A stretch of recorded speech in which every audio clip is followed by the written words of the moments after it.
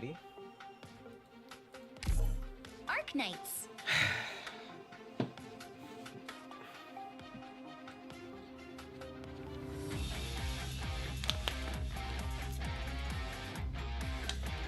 Alright, tonight we're gonna finish this event. All late, last minute. I only have like 2 days to farm. But I only need the rocks anyways, so it don't matter to me. Also, what's the trim for this?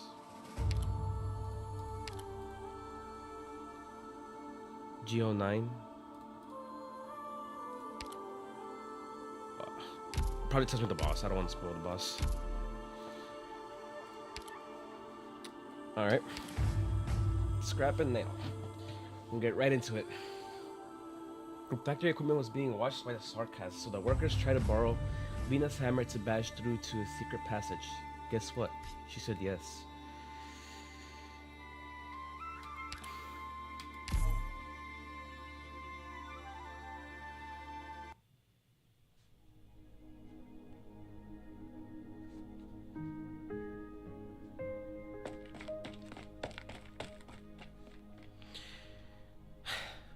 There you are, Captain. Here, take a look at this blueprint. OCC has been saying it's pointing to design a new electrical and transmission distribution valve. But more and more big guys are gonna roll out from our factories to other plates of Londinium. I say we ought to make preparations ahead of time. I don't want to hear people complain that they find these things don't have enough power and torque. Those short-sighted idiots. Stop calling me Captain. This is a factory. We're not in Self-Salvation Corps anymore. This is afterwards, right? Yeah. Besides, I'm sure OCC has thought about it too. It's just about saving costs where you can. I know. But it's the young ones who come after us who would have to deal with any problems. I know how you feel, Martin. We have to take things one at a time. Closure shared a bunch of drone technology with us that I would love to put into our new 4-legged crawler. But problems like power supply and automation don't solve themselves. It's all good to have them in blueprints, but let's take one step at a time, starting with the present. Let's do it. Let's do it OCC's way for now and get a basic version out to meet our present needs. File your blueprint with the Londinium Industry Development Association. Don't lose it. Its mission is to rescue Victoria's technological superiority with the support of Parliament. New ideas should be respected. Whatever you say. You're a consultant for them after all. There have been so many new ideas lately that it's getting hard to keep up. People are enthusiastic. They can feel that things are changing because of their ideas. Yes, factory production lines, a railway system that links all districts, and walls and artillery that protect all of Londinium. We can build them the way we want, with our own 2 hands. I could agree with everything else, but please, not the way you want, Feist. Or we're all gonna end up in one big amusement park, where the only form of transportation is zip lines. Come on. That's just the one that drew the most laughs amongst the proposals that got shot down. Not all my ideas are like that. By the way, are you sure your factory wants to keep OCC in the core workshop? I heard he didn't get along with you at the old place. Each factory has its own technical secrets, and there has been friction over competition for orders. Well, that's true. Not all of our workers were in the Self-Salvation Corps. But if Catherine could convince the other factories to join the association and share technologies, then there's nothing for us to hide. Somebody help. Matthew just got pummeled.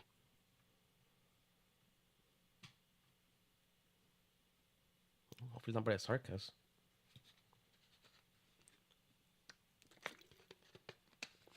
Have we met before, sir? Not exactly, Madam Speaker. My name is Matthew. Oh, probably by her. A humble businessman who owns a little factory.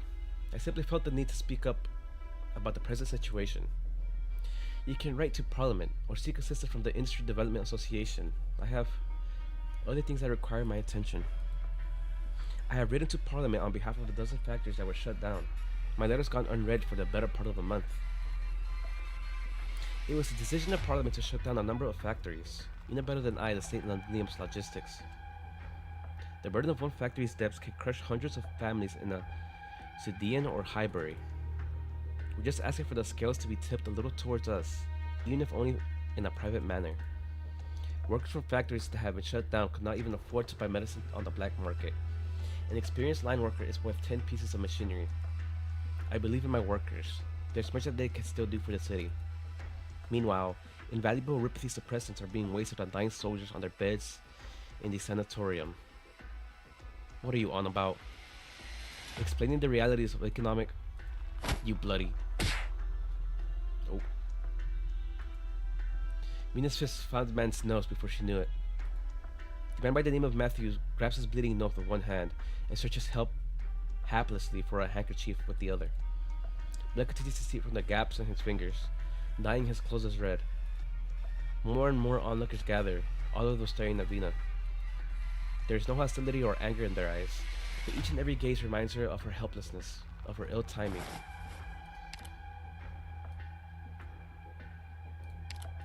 I understand why you're angry, Madam Speaker. I know, but someone has to say it. I assure you it gives me no pleasure. I was part of the Self-Salvation Corps that stayed in the city. You came with the cottage girl, and then you left. When the exemplars came, I learned from Catherine that you're the leader. I agreed to turn on the boilers to welcome you without a second thought. But I didn't recognize you when I saw you standing in the middle of the street, dressed like a king, promising a better life for everyone on behalf of Parliament. You knew that some promises could never be fulfilled. You chose to sacrifice some people to save others, didn't you? She wants to shut him up. She grabs the man by the collar and lifts him off the ground, but she can't see his eyes and the eyes of everyone standing around. She solves problems with her fists. She wishes she could make these problems go away with her fists, the way she used to. Something falls out of her pocket and makes a clanging sound on the ground. It has been a long time since she had candy. She forgot the box was in her pocket. We believed in you when we agreed to shut down and relinquish our original fuel. But now, we can only hope that we're not the ones being marked for sacrifice. Not all problems can be solved by your fists, Siege. Vina. Let Matthew go, please.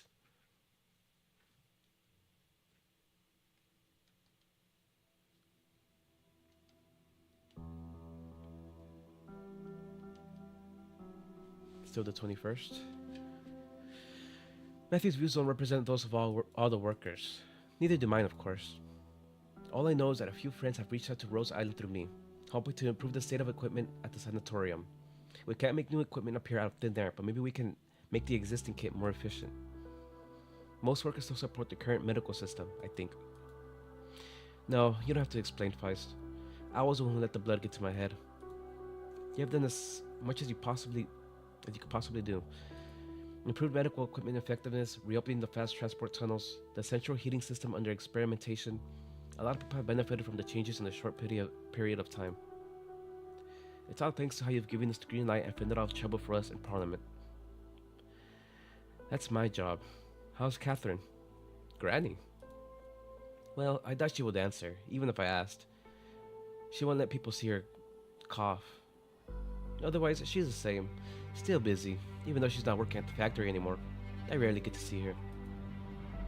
I had a conversation with her like this last month.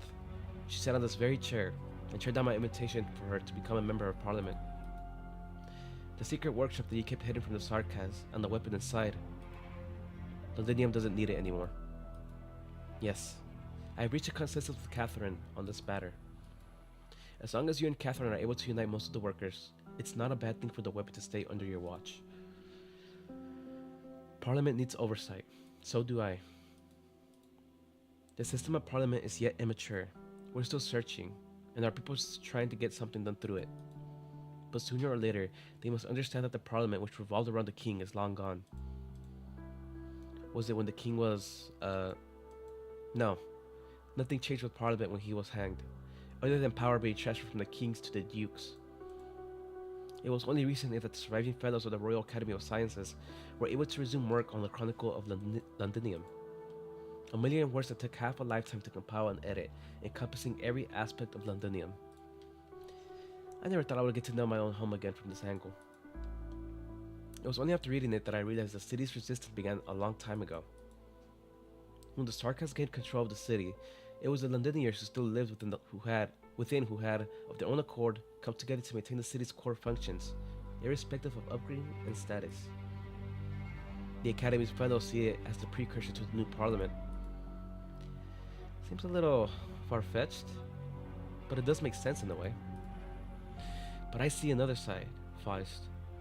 During the war, we were able to set aside our differences, our own interests, in our struggle to survive. Now, though, I'm not sure. There are times that I can't even guarantee my own reason. I need someone to pull me back when I... You want it to be us? That was the promise with Catherine. It was Yula who gave me my sword after all. The war destroyed many things. The Didium needs your help in order to not fall behind the changing times. Some of your ideas may create headaches in Parliament and the Royal Academy of Sciences, but that's not such a bad thing. A city defense system that belongs only to us, automation that the Dukes have long ignored, and a new deterrent for a post-Seam Night era. Your help is needed in all of this, and it must be for Londinium, not for any individual. I don't deserve your trust, Feist, and neither does Parliament in its current state. Send Matthew my apologies again, if you see him. I will continue to lobby Parliament for policies that will improve the conditions of workers. The medicine that we purchased from the Dukes is on the way. Things will get better once supply routes are secured. Ha! Who dares threaten the Duke's cargo ships? I'll continue to communicate with the ducal representatives of the city. We're here for you if you need any help. Feist stands up, but then hesitates. He does not leave the room. Granny always scolded me for my fancies, but she said nothing the day I brought back the proposals for the future for the industry from the Industry Development Association. She retired from the line soon after, claiming health issues. We like to dream about the future, Vina. We'll pull through.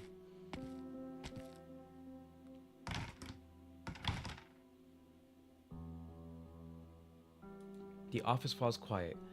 Vina stares at the mountain of papers on her desk, then turns on the radio.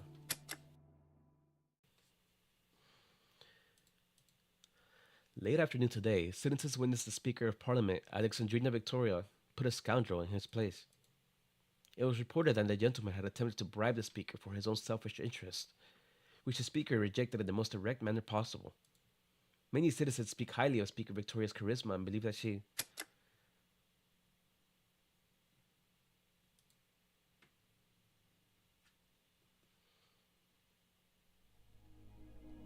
That's a lot of weight. What can you do?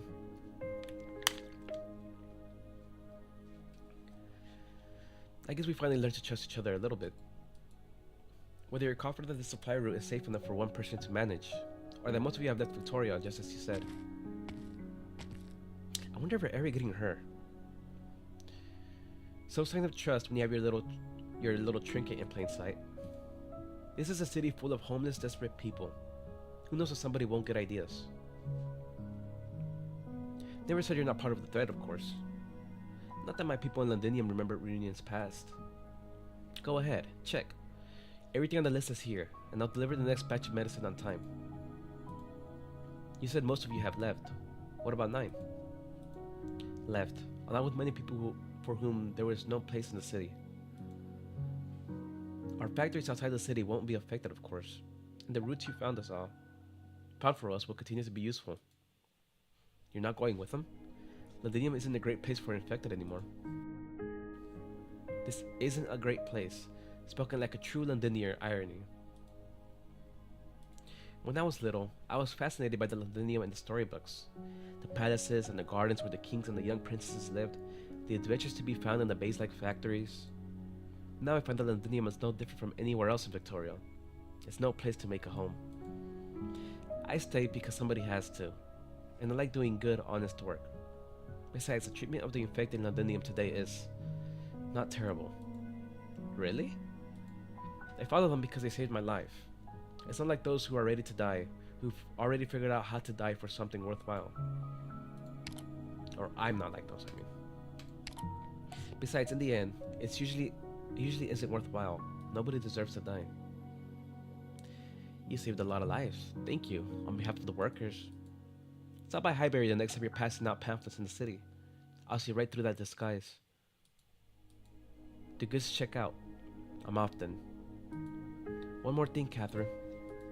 Go ahead. If the rocks hurt at night, I know a few techniques to make you feel better. I think our medicine doesn't work as well as the stuff from the big pharmas. Yes, it may fool the other workers, but it can't fool me. Same for most of the suppressants you can get in Londinium right now. At my age, though, I don't have too many lucid days ahead of me. And I guess you could say I've seen worse. One more day with my senses is one more thing I could do. That's plenty.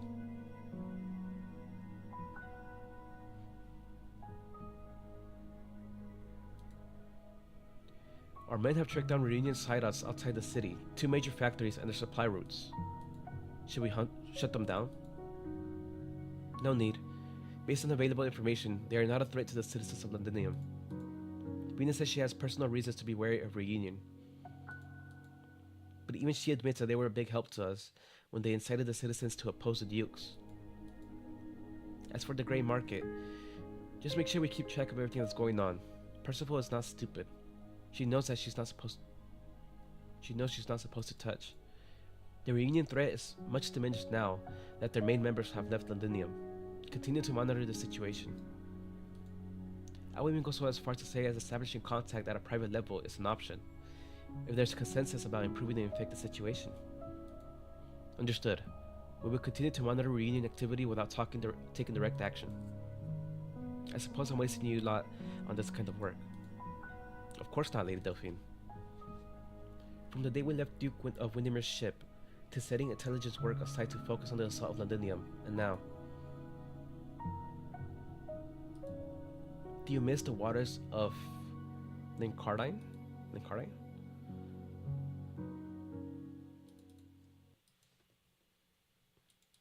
Oh, stage time.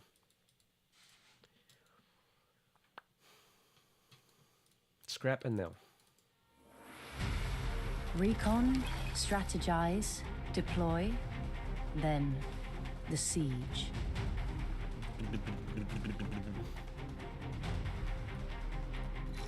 Oh. Picked out your bait yet?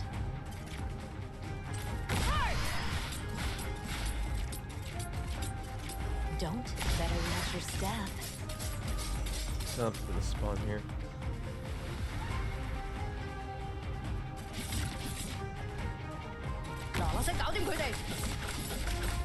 I'm here. Get up. There'll be no bending of the knee. Neither way, tough. Moving on!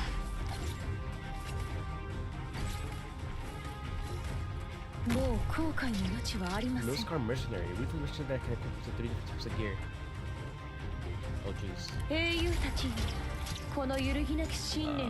should have fixed her up.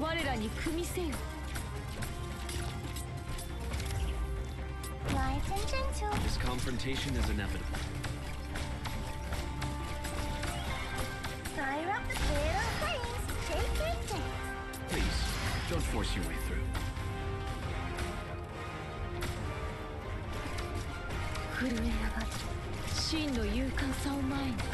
Neither way, son.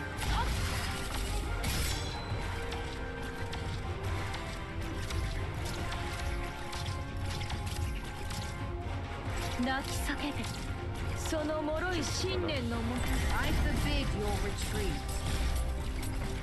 How much stats does he have? 400.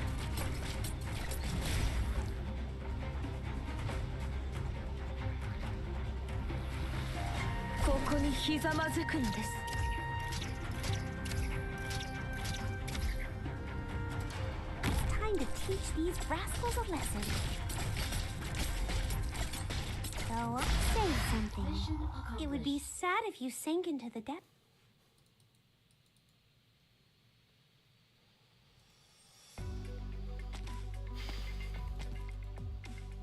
Pompous man.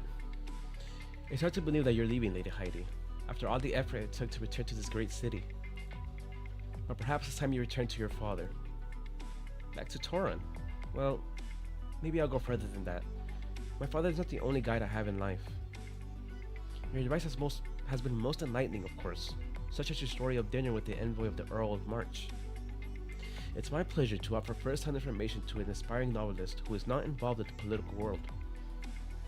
Or perhaps I will write my familiar homeland of Toran into the story of this terrible war in Londinium. Yes, it can be painful to recall those shameful times, but someone must remember the heroic deeds we performed for the city. Heroic. You're right. Maybe we're all heroes. How about a love story? A girl from the Victorian borderlands falls in love with a young man who came on holiday, but the young man dies on the battlefields of Londinium. In the end, though, the news of the young man's death turns out to be false, and he returns to her side as a hero. A brilliant idea, Lady Heidi.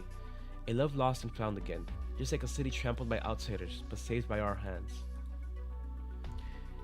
Here, the orchestra plays. There's no wine or dessert, and the candles do not burn as bright, but the music remains beautiful. By all means, join the dance. Leave me on this balcony with the inspiration you just played. How about your friends here? An emissary from a foreign land, yet unfamiliar with Victorian customs. Surely you will forgive him. Of course, of course. Lady Heidi, is that right? Ah, I can show you around the place.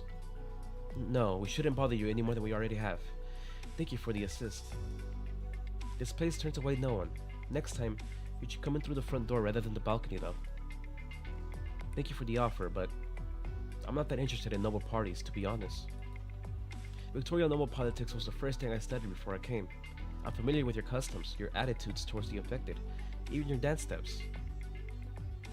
Setting aside whether a third-rate novelist would call herself noble, have you asked the soldier why she brought you here? She didn't make me come here. I insisted on coming. I apologize, Lady Heidi. He said he wanted to stay in Londinium and learn more about our infected problem, so I was taking him around, in less than conventional ways sometimes. You can laugh all you want. You see how he is. Not all that adept at lying or concealing his thoughts. Rather fits the Pure Heart name, doesn't it? Alicio, representative of Pure Heart Medical? I didn't expect a reputation to precede us. It's easy to recognize the people who are interested in the infected problem. Less easy to see through the concerted deception of the nobility. Like how most of the people stepping onto the dance floor are infected. That's to be expected, in theory at least. Oh, the region particles that the Sark has spread don't discriminate according to social status, but nobody will say it out loud. Nobody asks if they're standing next to the infected. It's about appearances and the dream. Alicio gazes at the hall. There are holes on pillars where the golden ornaments once glittered, a testament to the looting during the war. But the passionate playing of the musicians is almost enough to cover up the desolation. The self-proclaimed novelist opens the cap of her fountain pen and scribbles in the notebook. You call it meaningless self-consolation, at a time when basic livelihood is in question. No, not at all. Just different ways of living. What is that? The shadow of a hypnosis, and a little extra information. I would like you to take it. I have a feeling we will meet again, Alicio. Thank you. If you don't mind me asking though, you seem to be holding on to some pain that this banquet can't soothe.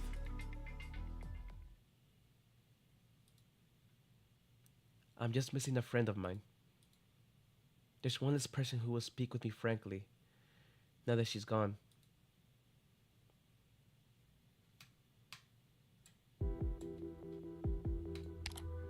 I feel like I should know who she's talking about. Trying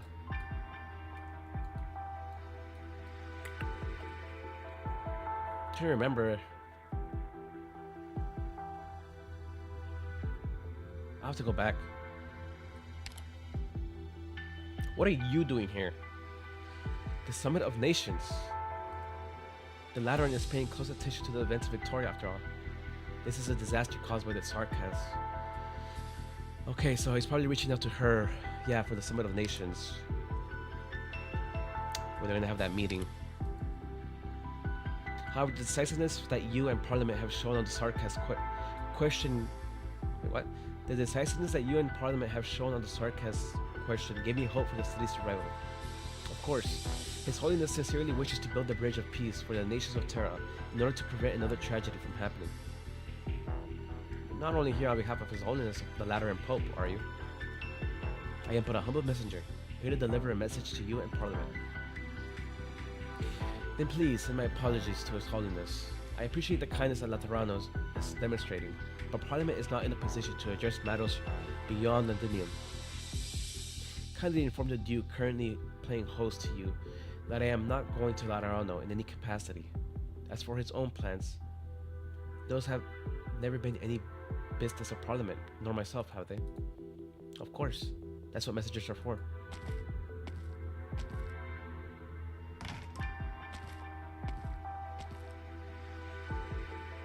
Interesting. Orin Argiolas. He was on Duke's Goddard's battleship during the war, but never participated directly on behalf of Laterano. Just as I thought. Does Goddard have a sweet tooth too? If so, we wouldn't have much for him here in Londinium. So much for Parliament's day off. One interesting tidbit. The Lateran messenger went onto the ship with a group of refugees. He made an oath by placing his hand on his gun in order to convince the Duke to accept the refugees. And the scorching hot barrel gave him a blister on his hand. Ha, that's out of nowhere. Is that important? Day off. Alright, I've been off. Now, which message should I read first? Investigation report on the Arts Circle remnants? No. Means is Lieutenant Shearer's name. Another letter. She sighs and drops it in the pending bin. Delphine, is this... Oh hey. How the gals? Hey Vina, we caught those robbers you were on about and taught them a lesson. Targeted frail Oripathy patients. Scum. You know what's even worth? We got a bunch of cowardly wankers who wanted to join the ranks. It's a good job you got the news quick and didn't have the chance to, didn't give them a chance to grow. I wish I could go out and move about. Don't worry, I gave him an extra punch for you. And I saved your share of the thank you gift. Wait, we're not collecting protection money.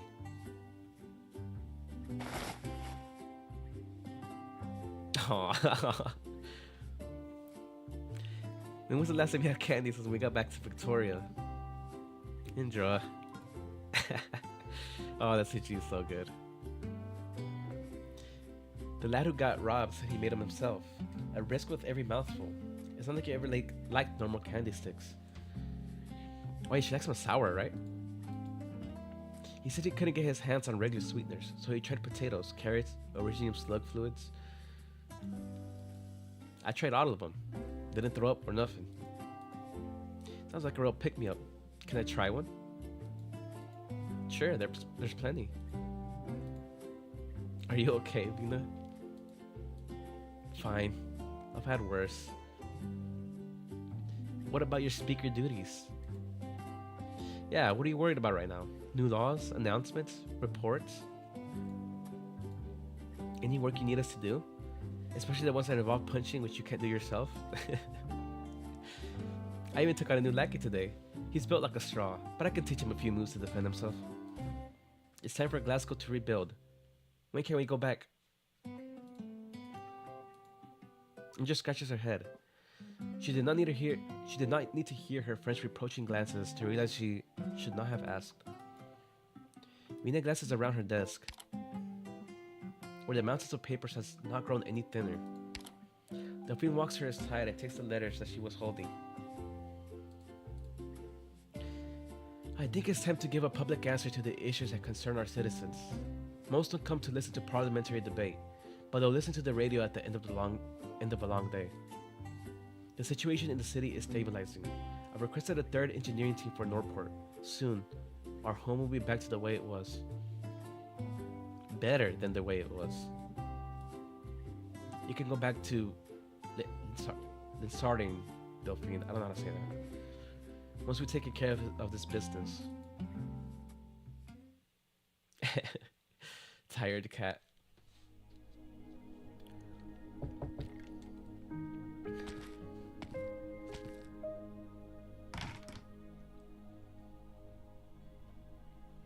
Diane, Lieutenant? Oh, they're meeting. I'm retired, Sarah.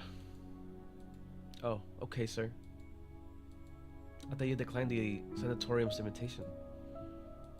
Just coming to visit and to thank you again. I hope you don't mind. I don't remember much, to be honest. The doctors say the rocks have gone into my head. Your hands are trembling. No need to hide it from me, sir. I haven't forgotten what you taught me. Looks like addiction symptoms. From the war? Excessive painkiller use. After that thing at the walls. You must stay. I'll go for a doctor. Maybe they can at least find you some more painkillers? Yeah, maybe that will soothe the pain. That's why you're here, isn't it? Supplies are short, but maybe they can spare some. Lady Delphine has been very good to the sanatorium and to us. Just a moment, I'll be right back.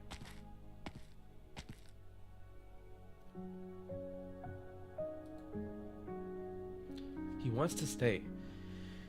Maybe he can really get some painkillers, even if there's little enough to spare. You.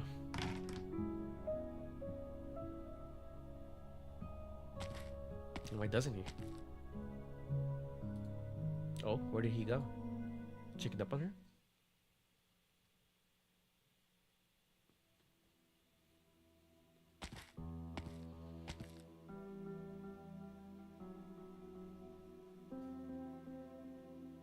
Hey, watch where you're going.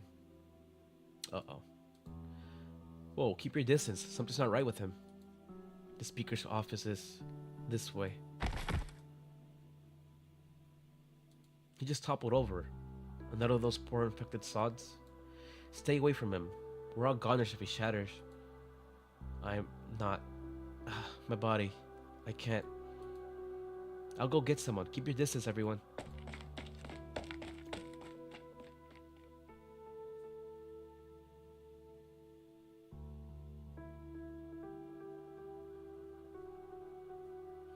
Sheer collapses on the street. The rays of the setting sun are not particularly bright, but they are enough to hurt his eyes. Or perhaps it is his body's way of reminding him that only another deep-seated desire can mask the pain. He tries to adjust his breathing, like he instructed the soldiers fighting pain during the war. But he fails. He has already lost a fight. Sheer is his fire. It is so hot he cannot open his eyes. The sky burns. The walls burn. He burns.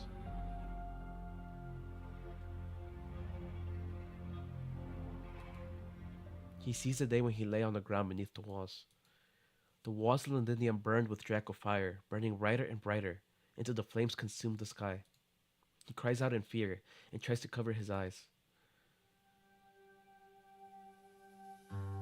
Oh, another CG. Lieutenant Shear, wake up.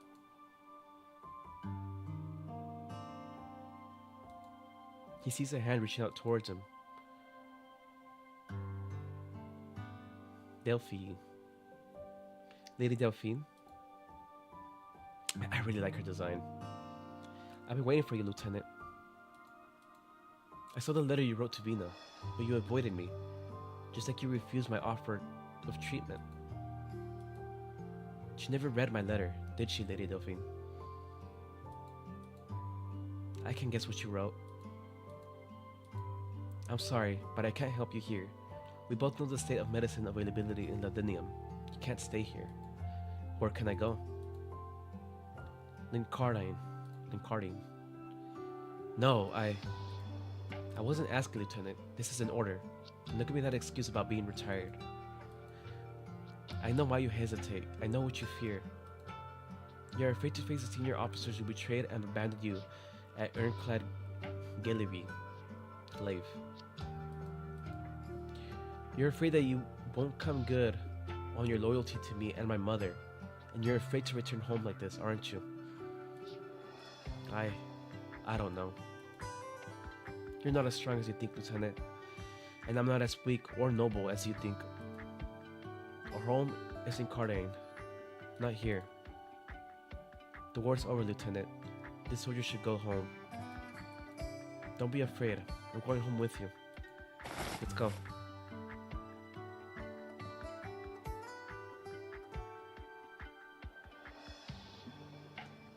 But how do I make it home when I'm like this? I'll take care of it. Did you really think that I would abandon you just because you didn't come looking for me? Thank you, Lady Delphine. Will you return to Londinium? Yes, I promised Vina, but she may have to wait. I'll make arrangements for you to get treatment. We'll depart once I've taken care of what I have in front of me. Yes, my lady. Then Cardine, I'm coming home, mother. Wow. We're getting a lot of CGs. I would like if that's like the new standard, to be honest. We never knew when our next meal was coming. We often had to drive away cherry makers in the middle of a meal. Speaking of Delphine, I should probably put her here. Because why not? I'll cooperate at all times. I should really get her module, but... I'm like super copium. They'll release a second one that releases the restriction on the second talent. Who knows though?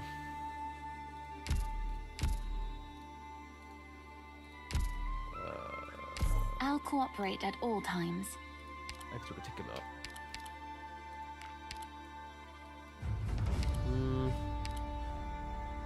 Let's put in Sky, why not? 당신의 말에 따라 파도의 너울거림에 몸을 맡길게.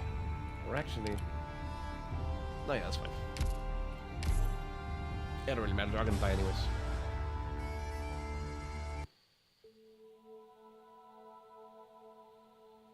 Next day, Knights of the Tower watched... The what? Knights of the Tower Watchtower backyard. I thought you had gotten everyone to help fix up the guts of this tower by now. And I thought you'd be getting ready for the speaker's speech, Vina. I'd rather not meddle with the designers like they work away. While they work away. They know how to build a museum better than I do. And I'm looking forward to what little surprises the Knights of the Tower Museum they're making has in store for me. But carving a monument commemorated the Knights? That's something I've got to do myself. Here, have a look. How is it? Never took you for a sculptor. Master Mitchell taught me how when I was really young. Though he'd always get so drunk, he'd forget to teach me his special techniques. Ooh, maybe she and Laurentina should have a convo. Come on over and I'll introduce you. This is Master Finn, the last captain of the watch, and the elder knight I was closest to. This is Old Ferguson, the one who taught me how to drink. This is Master Bailey, who did her best to teach me how to do makeup. And here's Master Mitchell. Not my carving though. He made it himself after a night at the pub. This is Carl, the crybaby. This is Martin. Every week he'd sneak off before getting sent back by his family. This is Karen. And then there's...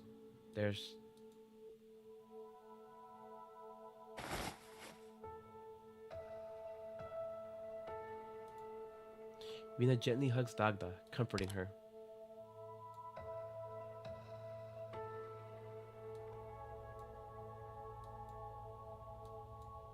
Are those sculptures she's... I think so. Thanks, Vina, but I'm fine. It's just that every time I come back here, those fading memories of mine become a lot clearer. You carved your own name too. Isabel Muntag. The Knights of the Towers never left. We're still here. Master Finn will be glad to hear it. You know, Parliament can retain the institution of the Knights, even if you... Our duty is already over, though. Victoria has no need for a monarch, so naturally, she has no need for the Knights. Let the past be remembered in the museum. That's the best ending we could ask for. Since there's no more need to light up the tower for her palace's sake, or for the palace's sake, my own duty is done as well. These days, Londinium is no longer home to Isabel, the Knight of the Tower. There's just Dagda now. Dagda of the Glasgow gang. Vina, if you still have need of the Knights, I won't hesitate. Just say the word. Oh, don't tease me, Dagda. You heard those rumors too. We've been looking into who's been spreading them, but it seems there's a lot of people who believe, even wholeheartedly support the idea that Vina Victoria will be crowned king. I know we saw her putting a crown away in the PV trailer. Like way back.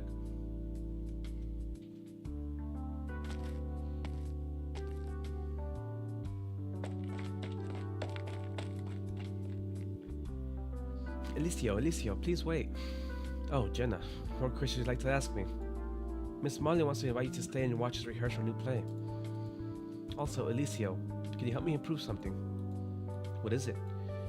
JB and I had a wager that even if my grand and I moved to Colombia, we wouldn't be much better off than we are now. His answer that in Colombia, kids like us wouldn't get to go to school, and there wouldn't be any teachers who want to teach us how to do plays. Jamie said everything you told us in class was a lie. Jenna, you should be up on stage for the rehearsal. Don't be bothering Alicio now. Ah, Miss Molly. I was just inviting him to stay and watch. Allow me. Jamie's waiting for you on stage. He's about to cry any moment now. Without you, he can't say any of his lines. Go on. Oh, he's so annoying. Alright, I'll go. You got to stay and watch, Alicio.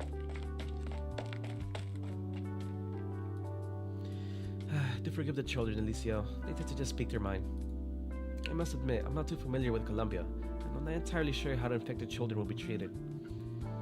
They'll be treated very well, so long as their guardians can afford health insurance. I see. The children are very fond of you, and I'm grateful that you took the time to explain how they should take care of themselves after infection. It's important for them to know. Thank you, truly. I have to give the same lectures to kids back home pretty often, so it's no trouble at all. Honestly, I'd like to thank you for letting me teach them. I thought since Parliament's a bad term with Pure Heart Medical, the schools wouldn't let me near the children. Parliament's never forbidden us from preaching now to you, though. On the contrary, they tend to approve of this sort of thing as long as we're being quiet about it, to a certain degree. Not just you either. We've also invited Rhodes Island doctors over to give the children checkups and lessons. Parliament knows that children will need assistance, but there's only so much that checkups and lessons can do for them. What they need is medicine and treatment. I know, but all we can do now is stay by their side and make sure they are not overcome by fear. At least at this school, they can still live like how they used to, like regular people. I really admire you, Molly. Back home, if a young infected is as energetic as these kids here, it usually means their family is pretty well off. But here, I hear some kids have nowhere to go, so you give them shelter at the school. You've got them putting on plays, one that bring hope to the people here. That's amazing. You flatter me, Alicia. I am merely following in the footsteps of those teachers who can no longer return to school, especially the lady I respect the most. Damn. Rip,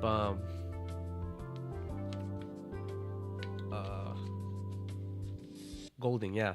You mean Lady Golding? I heard Haiti mention her before. I was about to say Godling. Yes, the play we're rehearsing today was the last she ever wrote in this classroom. Oh, that's probably what she was talking about earlier. Heidi. It's a lovely little tale. Two young children go on many adventures to find a foul beast that can chase away any illness, which saves their sickly friend. Lady Haiti once asked me if Lady Golding ever called it a meaningless consolation when she was writing it. But why? Is it alright if I stay and watch them rehearse, Molly? For the sake of the children, and so I can show how much I respect you and your lady.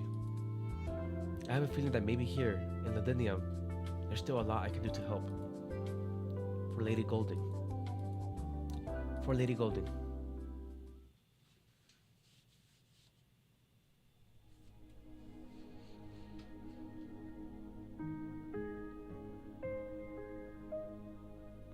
Are all the MPs present? They are. How much longer into the citywide broadcast? 2 minutes.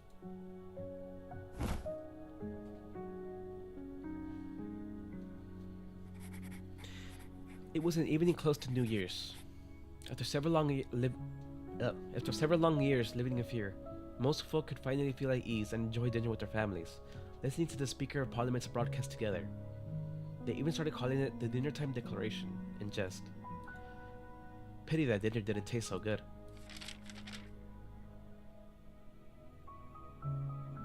Testing, testing. Shall I begin? Go ahead.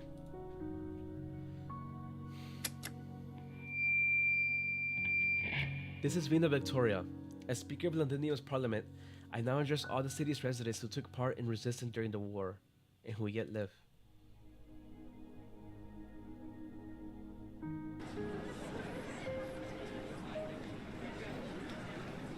Do your thing, Vina. 2 months ago, we walked out from the midst of tragedy. You lot, shut up. Can't you tell the Speaker started her speech already? On behalf of Parliament, allow me to convey our respect to those heroes who contributed to the war effort. Every citizen, every soldier of the Deco Alliance, every fighter of the Exemplars. The city will remember each and every one of your deeds and honor all those who are no longer with us. The pub falls silent as everyone lifts their cups. To you, my brothers, and to me.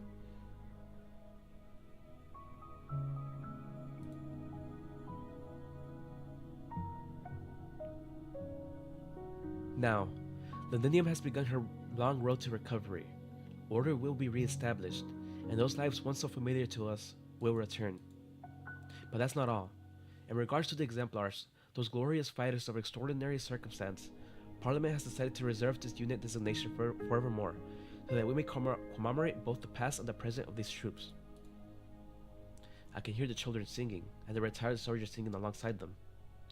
Seems like they're in a good mood. The song they're singing is from the end of the play. The sickly child finally recovers, and together they find happiness.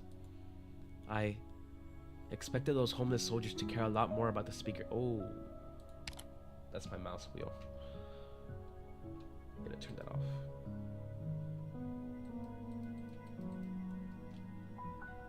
There we go.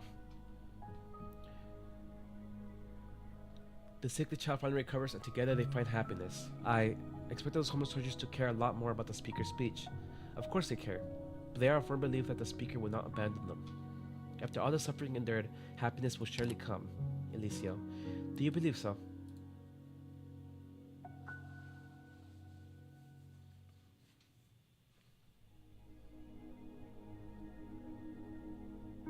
The Exemplars came together once more for one simple dream, to go home. No matter their status, no matter their standing. Now this dream of theirs has become a reality. We are home now. We have reached the end of the road. Ha, reached the end of the road. Seems the Speaker later really is set on disbanding them. What an idiot. Pulling apart your army of mates. Then what do you propose she should do with such a motley crew? Keep chasing those sarcasms for the kill? Or set their sights on the Dukes? We've got better things to worry about than the Exemplars. Such as replenishing our strengths as quickly as we can. Focus on that instead.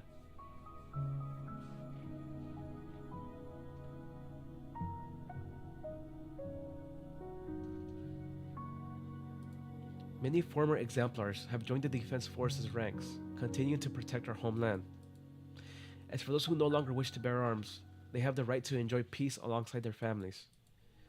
Parliament promises each and every one of our Exemplars' comrades a place to settle down. It may take a long time for this to come to fruition, but the door to the Speaker's office is forever open to my friends.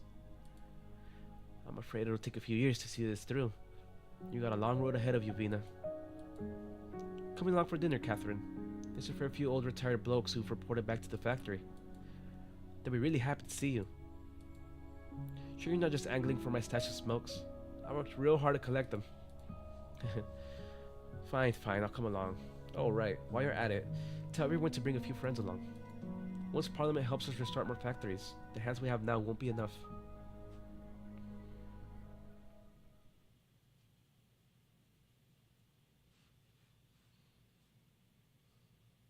And I, Vina Victoria, do promise to every one of this city's residents that in this coming future without a king, the broadcast abruptly comes to an end. As it does so, Dagda hears an uproar suddenly echo through the skies above the city. Huh? Peculiar timing. Why'd he cut off? What's going on in Parliament? Uh-oh.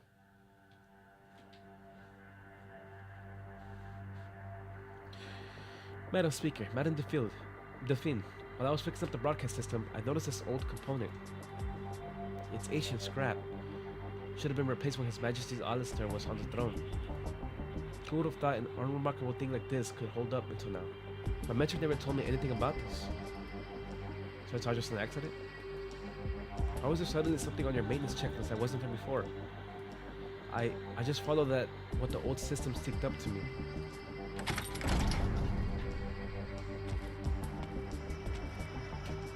Is it the Dukes? Ladies and gentlemen, may I sit on this round of parliamentary discussion. Earl of March. Eleanor. My name's not very hard to remember, Vina. You seem rather surprised to see me here. What, did no one tell you? It seems your informants have been lax tonight, Lady Delphine. Londinium has no need for informants to host a guest, my lady. The city welcomes every Victorian who loves this land. Lovely to hear. Then I suppose you won't mind if I invite a few dukes to revisit an old haunt for a little reunion.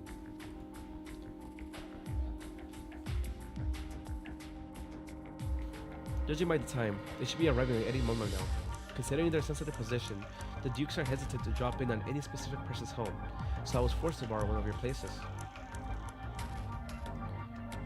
I hope Parliament will understand. You're also welcome to join in, Vina, and you too, of course, Delphine. I knew you were about to leave for Windermere. There are a few old friends who hope you could take their condolences for your mother along with you. Eleanor doffs her hat, greeting Delphine with a smile. She then immediately walks to Vina's side and lowers her voice. I loved your speech. A very sensible decision, yet far, far too impatient. There are some things you are free to say to us, but not to the common public. This is for their own good, and yours too. So you were the one who cut our signal. We'll be assembling at the Royal Academy of Sciences, Vina. It won't take long, so don't be late. By the by, sometimes there's no need for you to think you haven't done enough. The changes the city has seen are far beyond what I imagined.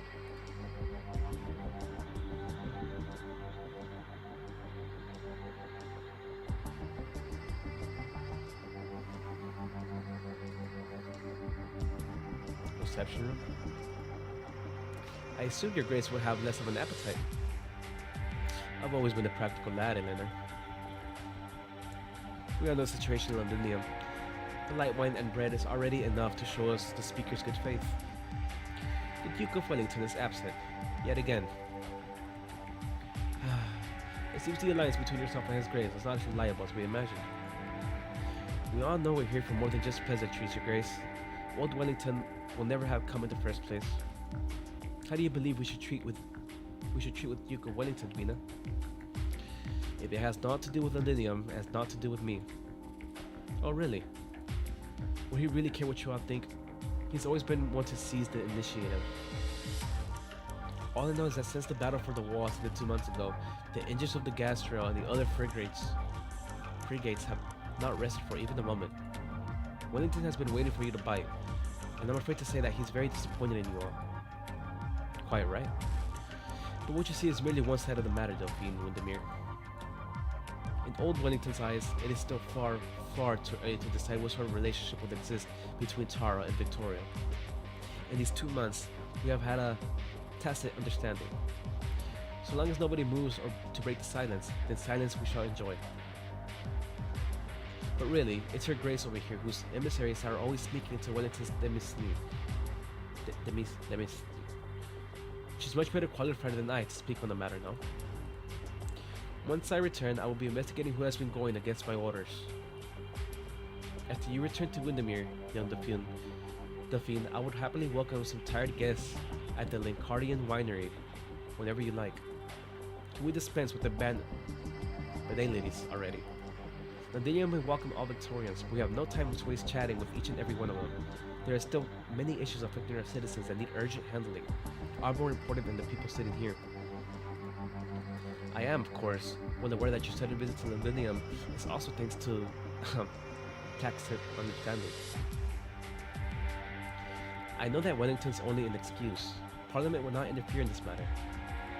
So if what you're going to discuss next doesn't involve Parliament, then I don't need to waste my time here. That's where you're wrong, Vina. The Duke of Wellington's choice really does have something to do with you. Or to be more precise, is to do with the late king, your late father. 26 years ago, Old Wellington never cast a vote in the matter of how to handle your father. He simply watched in silence as King Alistair was led from the throne to the gallows. Thereafter, he was disappointed. Disappointed in Victoria. Disappointed in the Dukes.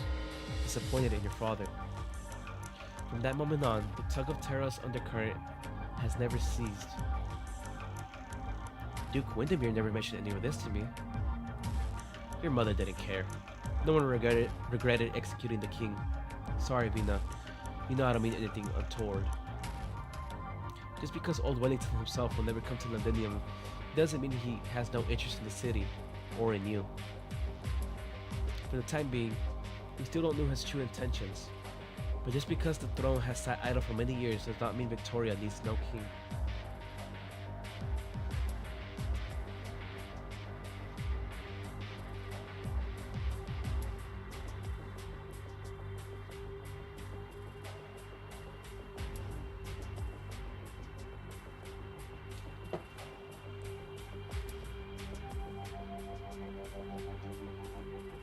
Vina does not understand where Elena is going with this. She already made clear her refusal long ago. The kingship, the crown, they were never what she needed. Bloody hell, Vina. Patrol just came by your office to tell you the crown's been stolen from the throne room. Oh. Pardon? It seems our meeting must be postponed, Speaker Victoria. There are side matters that require your attention. If you need help, Vina, you know where to find me. Chances are we'll be troubling you a little longer, Madam Speaker. You sodding. Feel like it's a setup.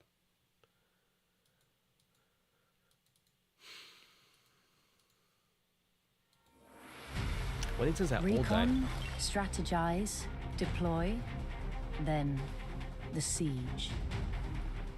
I keep forgetting to bring anti-air.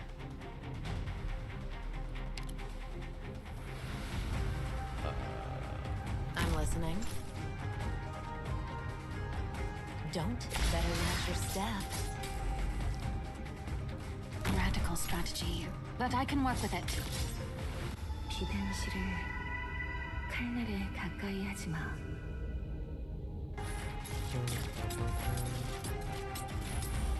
May I draw my sword? You picked the wrong foe.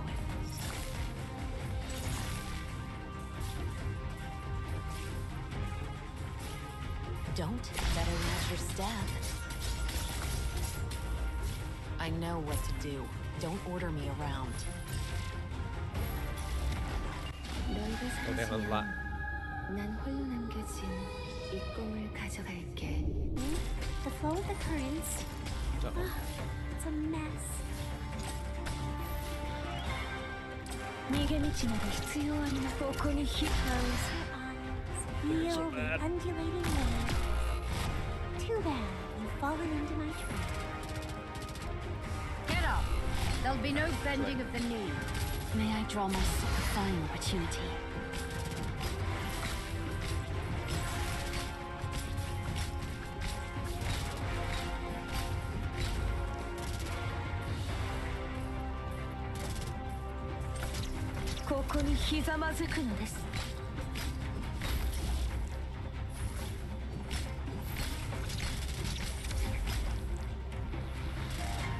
These things hurt, man.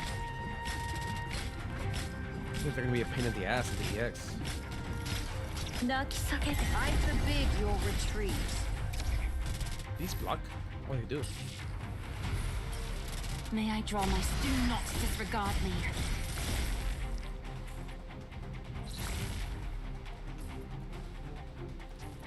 Time to teach these rats. The locking is disturbing the currents. Mission accomplished. 싸움은 복잡한 게 아니야. Oh, not the story. 잘하고 있어. 어떤 Straight to 보상을 원해? 내가 다 Blessed crown. 들어줄게. Vina was a really bad storyteller, but we managed to figure out how she got here from the palace. From that day on, she would be siege of the Glasgow gang, she said.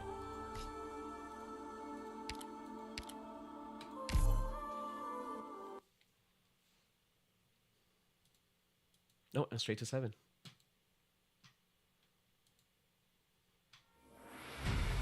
Don't be nervous. Trust your training. 逃げ道など必要あります。震え上がる真の勇敢さを前に。 Picked out your bait yet?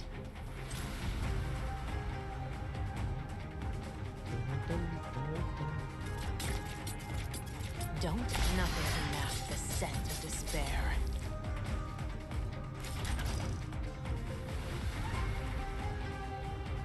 Oh. Probably wasn't supposed to trigger that yet. Whoops. Radical strategy, but I can work with it.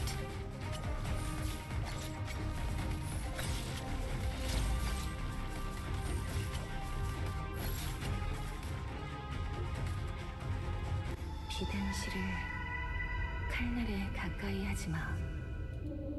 預くのです.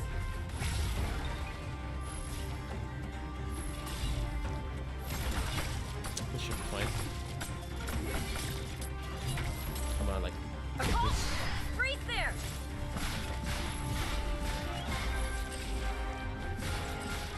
I'm here. 나와서搞定佢哋. May I draw? 너희가 사라지면 난 홀로 남겨진 이 꿈을 가져갈게. 英雄たちよ、この揺るぎなき信念をたたえ、我らに組みせよ。 Neither way, stop!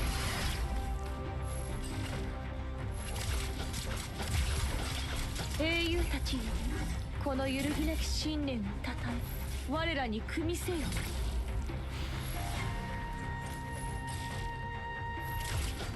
Pretty straightforward.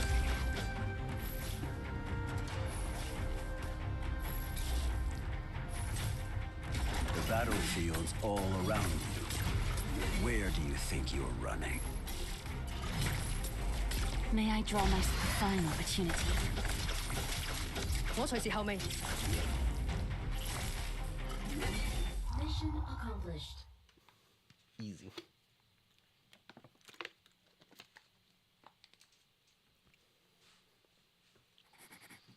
Ooh, the throne room. I don't like the throne room in the Palace of Weshaleg. It's so empty and bleak. The only throne just sitting there. I can't imagine what it would be like if Vina actually sat on it. One woman on that cold, lifeless chair, staring at the barren steps. Knowing Vina, she wouldn't last a minute there. I'd bet on it.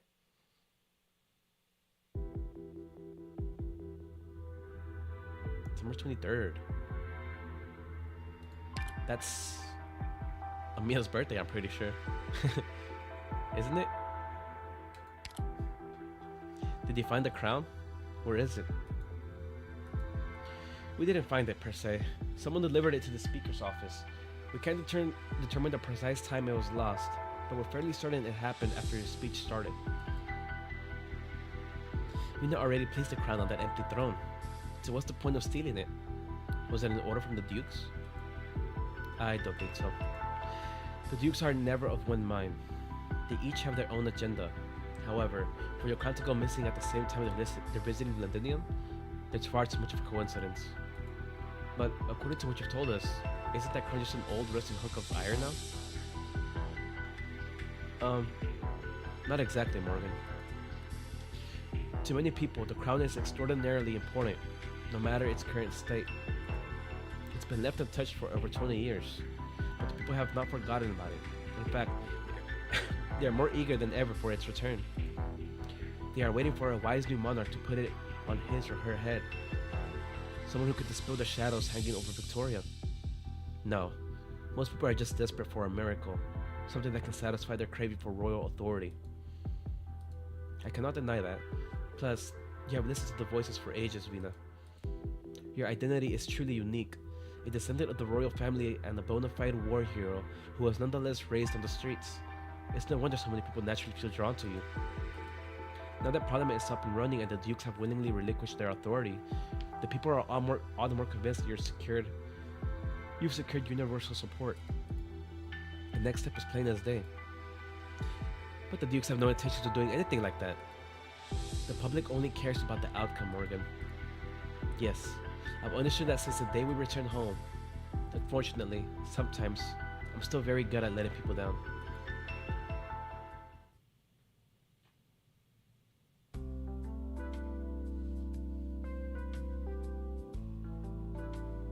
New Washington Street. Thank you for sharing the energy bars, Alicio. I'll gladly undergo daily sampling. If I get tasty treats like this every time. Haha. Are these really things you can just buy off the shelf at Columbia? Why do you Columbia stock up with stuff like this? Is it for catastrophe or something? These bars are my own personal thing. Food is fuel. It's about energy and nutrition. Energy bars are convenient, so why not? Then again, Diane definitely disagrees with me on this. She's more of a foodie. I understand. We're thankful just to fill our bellies in the Lindium these days. Her Royal Highness Alexandrina has worked very hard to ensure that we have enough food to eat. Quit yapping his ear off, will you?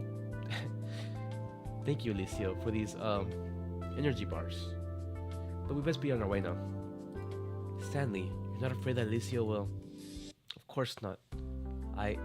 Surely I can't be arguing with you about such stupid things in front of someone else, right? It's not proper. Huh? He doesn't like when I refer to Alexandrina as Her Royal Highness, that's all. He and I don't see eye to eye politically. I think having the king again wouldn't be half bad, but he insists life was worse for us when the monarchy was still in power. But think about it.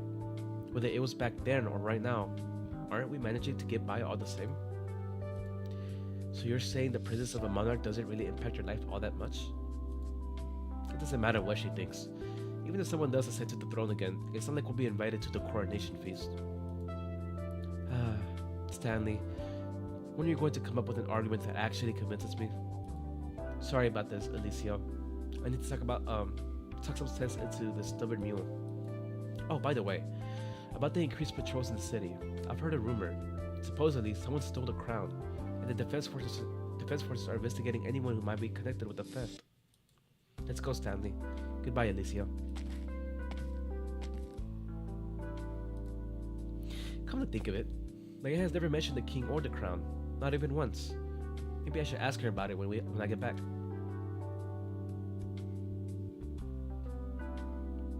Diane. Alicio, you should take a break. You've been working nearly non-stop, helping collect patient data. The cities infected all experienced acute infection around the same time, with many showing rare pathological progressions. I need to document this valuable data thoroughly.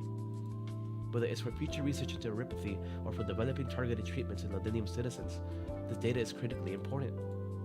By the way, Sarah, why didn't Diane visit you today? Diane? I thought she was helping you. Many of my old comrades came by the sanatorium today. She wanted to ask if anything unusual had come up recently. We were hoping to bring Diane along for a little reunion with them. Weird.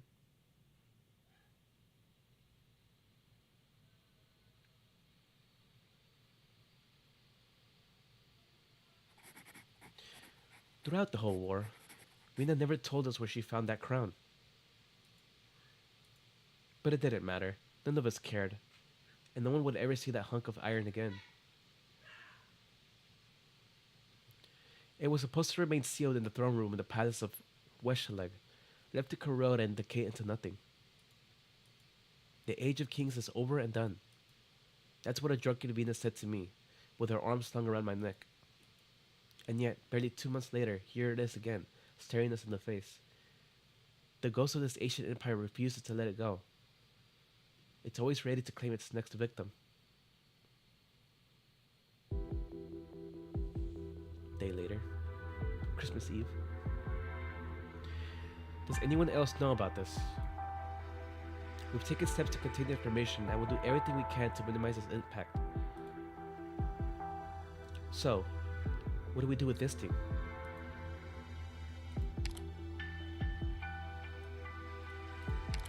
Morgan points at the battered crowd sitting on the desk. This is my first time seeing it up close. Can't believe so many people are fretting over this old thing. Vina. Vina. She notices that Vina isn't looking at the crowd at all. Instead, she's standing silently by the desk, her gaze fixed on the dejected figure sitting in the chair across from her. The one who stole the crown. Diane. You really have no questions for me, Madam Speaker? I reckon many of you have fanciful notions of me. Besides, my colleagues will soon have a more complete and objective report delivered to my desk regarding this matter, so don't nut me in with those people. All they care about is the throne itself. I care about the one on the throne. I know exactly what I'm doing. I'm well aware of every new law Parliament has enacted, Speaker Vina. Unauthorized entry into the throne chamber is indeed a serious crime, and I'm not planning to deny anything. Vina shakes her head. But that doesn't mean you're fundamentally different from those people. The provisional court will try your case according to the law. Do you have any further objections? No, Madam Speaker. Delphine, I'll leave the rest to you. I'll personally return the crowd to the throne room and make sure security is tightened up. And then I need to prepare the report for the council meeting.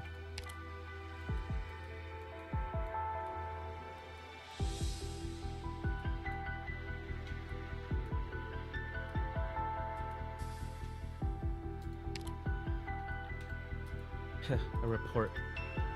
You didn't have to do all this, Siege. You know all too well how inefficient Parliament is. It's just a group of individuals all looking out for their own self-interest. You must already be exhausted, just from dealing with all those MPs, no? Londinium has no need for a speaker operating at the whims of Parliament. What Londinium needs is a real, absolute leader who can guide the city through its transformation. Vina, there's no point in arguing with her about this meaningless stuff. I know, Delphine. Madam, are you suggesting that Londinium needs a dictator? No, I'm talking about a king. Victoria needs a king. I can guess what you want to do, Madam Speaker. You're unlike any ruler I've ever known. You don't even care about your own lineage. But if you wish to achieve your vision, Speaker, it won't be enough. This crown should not and will not become an obstacle to you. She stands up, giving Vina a crisp salute.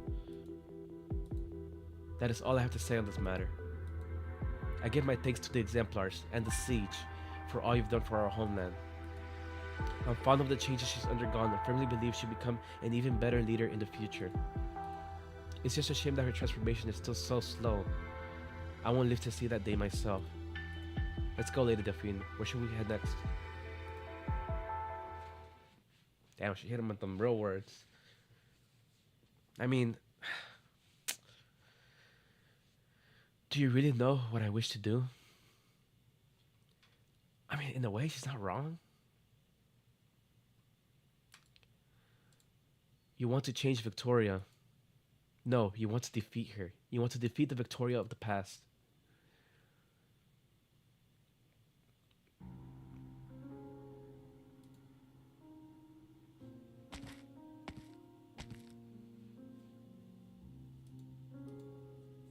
Vina stands at the front of the staircase, holding the crown in her hands as she gazes at the throne.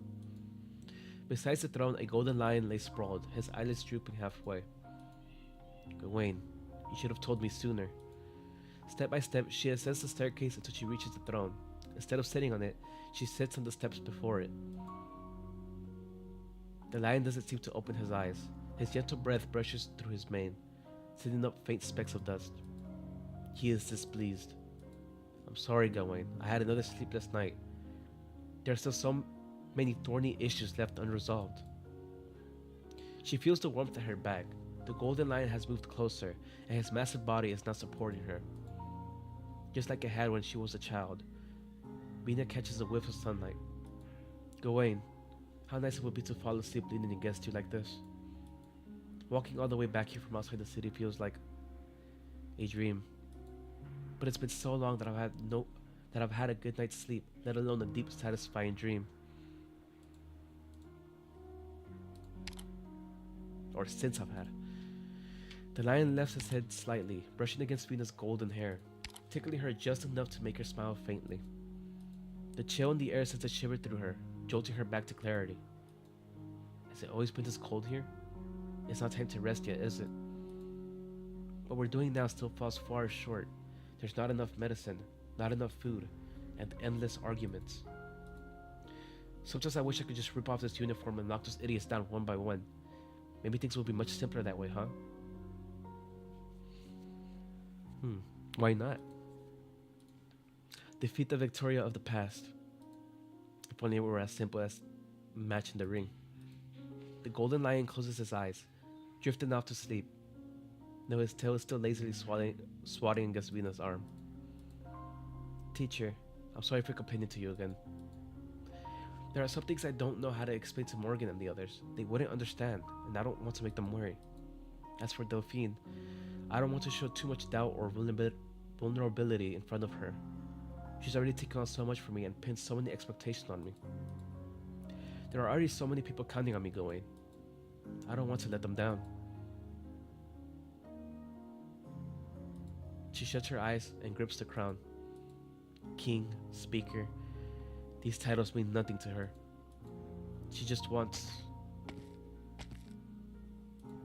Vina, I knew I'd find you here. Wait, were you just asleep or... No, I was just thinking about something. Gawain, She instinctively turns her head to the side, but there's no one there. Yet that warmth remains, unmistakable. He's gone. Thank you for being here with me, Gawain. Morgan, what are you doing here? Delphine convinced the Provisional Court to hold the Crown Thief in the Defense Forces detention quarters, for now. The full report on her is out now. I didn't want to waste time, so I came straight to you. Here's the report. Her name is Diane Weber. Morgan pauses, watching Vina closely for a reaction, but Vina simply looks at her with curiosity, waiting for her to continue. She didn't just decide to steal the crown out of the blue. She has been working with pharmaceutical rep from Colombia for a while now. Or with a pharmaceutical rep. Helping spread awareness about Oripathy infection protection methods. That's how she learned when the guards patrolling outside the palace of Wishaleg would change shifts. When she got inside, she waited until your speech and slipped into the throne room. And then, she stayed for quite a while. At least half an hour. What did she do in there? I don't know, and she won't say. Maybe she was hesitating, or maybe she just got lost in thought. In any case, she managed to make off with the crown without alerting anyone. Wait, something doesn't add up here. She stayed in the throne chamber for so long. She didn't run into the patrols after the shift change? No, she didn't. Even she was surprised by how easily she escaped. She thought for sure the patrols would catch her. So someone must have helped her. Was it one of the guests? Unclear, but if she had help, she didn't know about it. She came up with this whole plan herself. But why? Just to bring the crown to me? Just to bring the crown to me and goad me into... Her name is Diane Weber. Diane Weber. I know. You don't remember her. I kept thinking she looked familiar, and when I saw the report, I realized it's her. Remember that day when the Alliance surrounded us on our doorstep? The first soldier to defy orders and escort us forward? Vina recalled the sky that day, filled with steam, the lingering smell of smoke and gunpowder, and the soldier whose face had become a blur in her memory. This is Lieutenant Diane Weber of the 6th Column, 10th Infantry Regiment. Lower your weapons, soldiers, and escort the exemplars in their advance. Before I was a soldier, I was a Londinier. This is my home too. Go, Siege, the fight is not yet over. We will take back what was ours. Damn, tripping up, shit.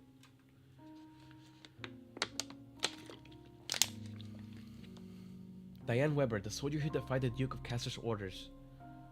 She contracted an acute infection in the final battle against the Nash her king. That rings a bell? She was the one who took the sides of kings from you and charged towards the Nashers.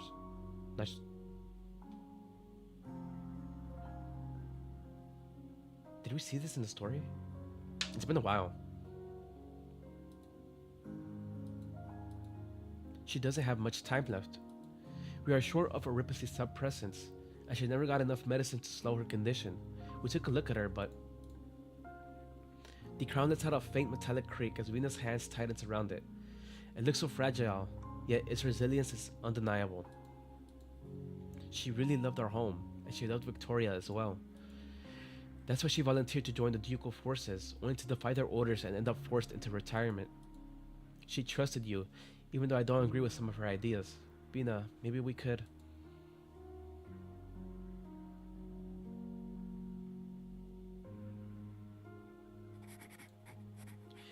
I never finished asking for mercy on Diane's behalf. Vina knew what I wanted to say, and I knew how she'd respond. No, I knew what Speaker Vina Victoria would say. Even now, I can't imagine what must have been going through Diane's Weber's head when she made that crazy decision, but I admire her.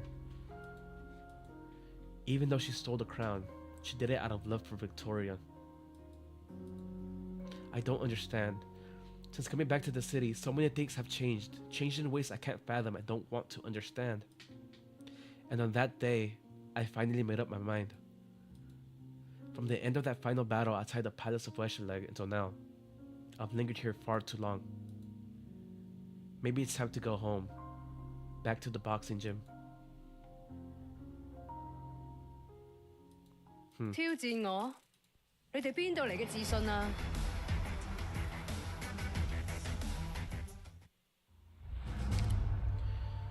Swords reforged in war. When the steams dissipated, Vina told me that history will remember its heroes. Is this the boss stage?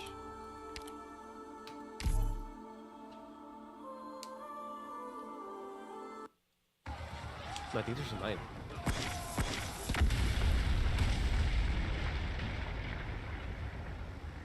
October 2nd.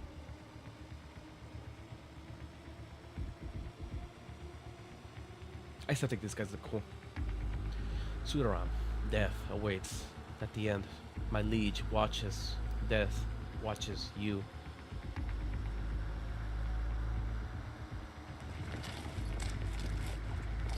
Captain, the target has been neutralized, but our remaining ammunition is estimated to last only 2 more minutes. We need our next set of orders. All units, prepare for close quarter combat. Hold the line for the next 2 minutes. I'll cover your retreat. Siege. Our artillery support is running out. The bombardment will end in 3 minutes. What's the situation on your side? We can't clear this Nasher's fog. These things have severed the supply routes our workers cleared for us. We can't get supplies to your position quickly enough. Prepare to retreat from T1. Negative. The bending T1 will create a gap in our encirclement, and the Alliance forces will break through from our side. Captain, I can't accept that. The battlefield isn't a place for heroics. Honor your orders. We sent a distress signal to our friends at Rose Island. Now we have to trust the doctor and the plan.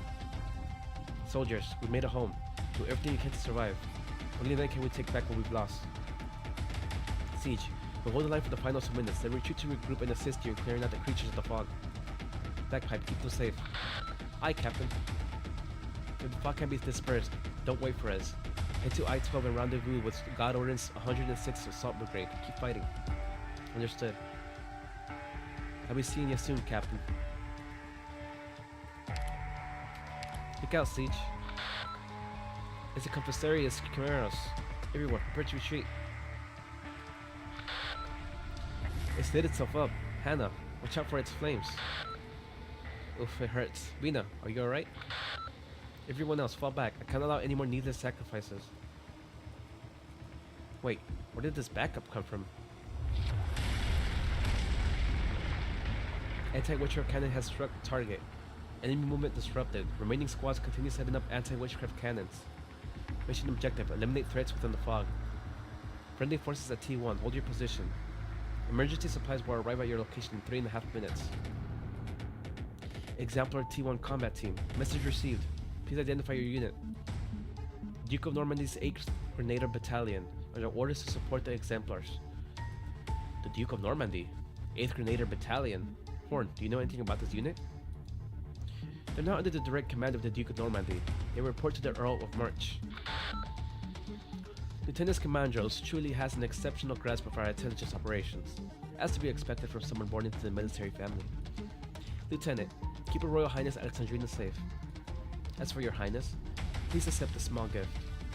Once all these matters are resolved, I'll visit you in person, Vina. Siege, do you know the Earl of March? No, we've never met, but her name was mentioned in some of the information sent to me. That doesn't matter now. With reinforcements, we should be able to reopen the supply line. Torn. We'll meet again soon. At last, it's time to bring all of this to an end. Finally. The crowd cheers. She gazes at the shard in the distance at the faintly visible palace flashlight. Calmer than she has ever been. Triangle, Shello, a boy, Tempest, Platoon. Everyone, watch closely. As we scatter the dark clouds over Ladinium. All members of the Exemplar Team 1 Combat Team, hear this. Hold your ground. Do not give them a single inch.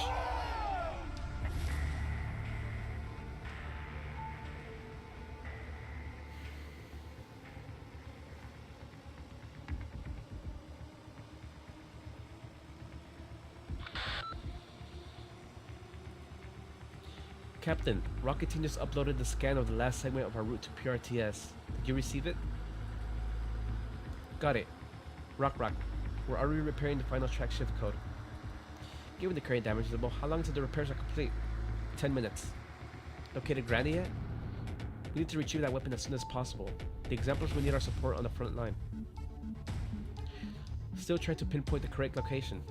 The signals we found over the past few days were all decoys beacons they left behind. It might take a bit more time to re-establish contact. At least it means Granny's team is still safe for now. Captain, if we can't get in touch with Catherine, what should we do? We'll use this passage to transport as much of Highbury's remaining supplies as possible to... Captain?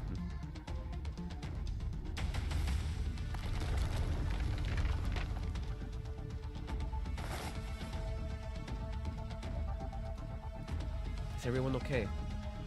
Where did those Arcas come from? What was that artillery fire I just heard? Smoke shifts, yet a small ember glimmers brightly in the depths of the haze. The ember of a cigarette. Familiar, acrid smell hits Feist's nose and makes his eyes sting. I keep telling you, when you're busy working, you always forget to watch your back. Welcome home, brat. Granny, we've been looking for you all this time. I know. When someone told me the passage was being repaired, I figured it was you. Huh? That's... He spots a massive shadow in the depths of the smoke. Haha, remember the blueprints you left behind? It took some effort. With the circus blockade and all, but we finally managed to build your big machine. The crawler.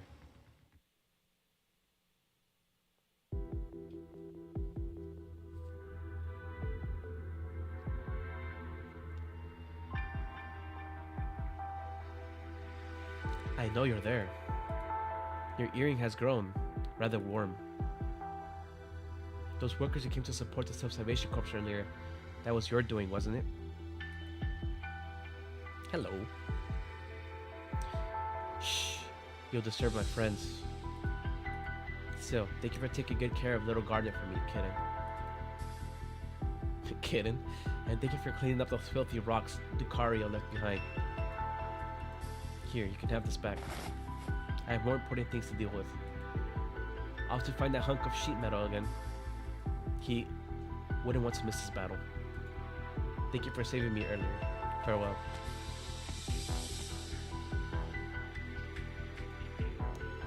Where are you off to next? Oh, it's Ascalon. To meet with him. You're not going to help Dame Calcit? With Amiya and Logos there, nothing will happen. I'll wait for them beneath the Palace of Westerleif. It's his last known location, as far as I know. Her Highness is gone. It's time to put the past to rest. Your wounds. Insignificant. You don't need to involve yourself in the frontline work anymore. Take care of yourself. Don't you understand how powerful I am by now, Runt? You learned quite a bit from us back in the day, didn't you? Bringing you into the city was the most I could do. Whatever is between you and the Regent, Rose Riverside will no longer be involved. Good. Where will you go next? I'll keep tracking her down. She disappeared so suddenly, abandoning her Highness at the most critical moment. that demands an explanation.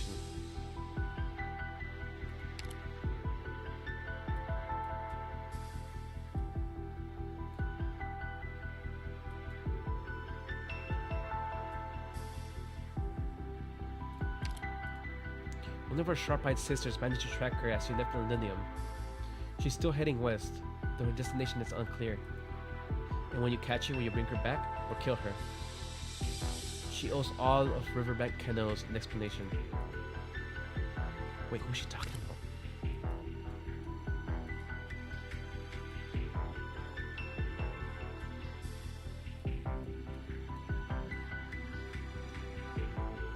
Most Riverside was not going to be involved, or we go next, which we go next.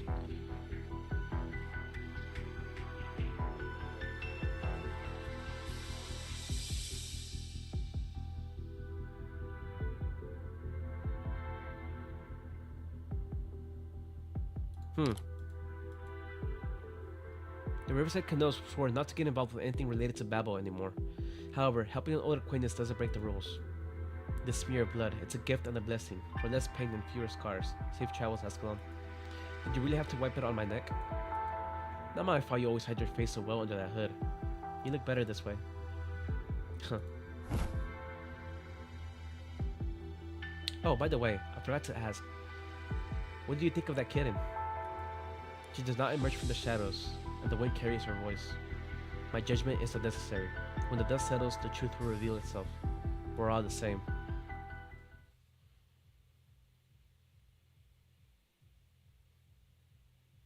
Is there music in the background? Even today, many still argue about when exactly the war ended. Some say it was when the Nasherherd king fell at the gates of the palace of Washtalag. Others say it was when the Sarkans fully withdrew from Londinium. As someone who lived through it, I've been asked quite frequently about my opinion. Luckily, I share the exact same view as Vina. The war ended the moment we found the courage to take the sword from Vina's hands and wield it against the Nasherherd king ourselves. We fought back. We destroyed, with our own hands, the enemies who tried to ruin us. We never needed a singular hero. That day, everyone who fought for her home and her future was a hero. I like the doodles.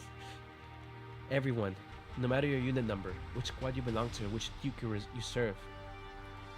There's no retreating now. Support the allied forces. Why should we lag behind this lot? Quick, go help the exemplars. Captain, my weapon's broken. Take mine. If it breaks, grab another. If there's none left, snatch a blade from the devils and keep fighting. Advance, advance. For Victoria. For Victoria. That's so nice. Ooh, the music. Soldiers, you should not continue this assault empty-handed. Take this sword. But this is the size of kings. I can't possibly. It belongs to your Royal Highness. No, it belongs to Victoria. On the wreckage of the glorious, trusted allies passed the sword from hand to hand until it reached me, completing its mission. Now take it from my hand. Let it reach the hands of everyone who needs it. Let its mission continue anew. This is your right as Victoria. But if we take the sword, what will your Royal Highness use? Trusty hammer. I will not stop. I will stay with you until the end. The early morning sun breaks through the dark clouds. A golden-haired feline and Victorian stand together. The soldier grips the sword tightly, her gaze locked on the determined Aslan, despite the blinding sunlight. She refuses to look away, for she sees the thousands of Victorians rallying behind her, fighting for the same cause. She sees the king, walking alongside her people. As you bid, Officer Rivals to the 6th Column, 10th Infantry Regiment, advance with me. For Victoria. May the vast lands keep our kinge. She cuts down 2 Nasherherd's Royal Court elites in the caster. Her blade bears 2 new notches. His people and all his well willinge. However, she is too gravely injured to continue, so she passes the sword on. A worker grips the sword and presses forward. He perishes alongside a Royal Court elite, leaving yet another notch on the blade. And give them grace without ending. An infected picks the sword up from the pool of blood. She does not defeat any enemies, instead protecting it with her body. In doing so, she protects her Victoria and hope itself. Then may we call and safely sing. Victoria, give thanks for our home. Finally, the sword pierced the Nash of her king, after which he disappeared into the chaos of the battle. To this day, we still don't know who the final hero to wield the sword was, or whether they're still alive, but one thing is certain, the sword fulfilled its mission. The Victorians wielded the blade against the invaders. But its legend didn't end there. They say it was the workers who recovered the broken side of kings from the blood and mud. As for the rest of the story, well, every child in the lineage can sing it loud and clear.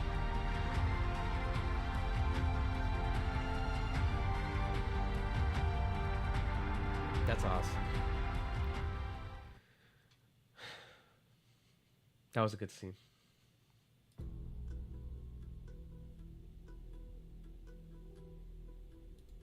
I don't see any more Nashahers. Is the battle finally over? But this blasted fog hasn't let up one bit. Something's not right. The Sarkis aren't attacking under the cover of the thick fog like before. Is this a trap? Based on our previous encounters with the Nashaher army, they are far more elusive than they seem. Horn, what do you suppose we should do next? Coordinate with the main allied forces, hold up and advancing rashly, and minimize the unnecessary casualties until we get a clearer read on the situation. Alright, sound strategy. Nagda, send the order to all our troops. I'll pass it on to the Alliance commanders, as well as Closure and the others. Hey. Did Hood even get the frequency right? Huh? We're already live? Gah, everybody listen up. Babel's captured the military commission's command center. The bastards don't know their heads from their asses right now, and nobody's got it in them to help out the crusty old Nashaher king. So quit wasting time and get those feet moving. I don't care if you believe me or not. Just go and get this over with. Oh, and by the way, you might want to look up. The old hag owes me big, owes me big this time.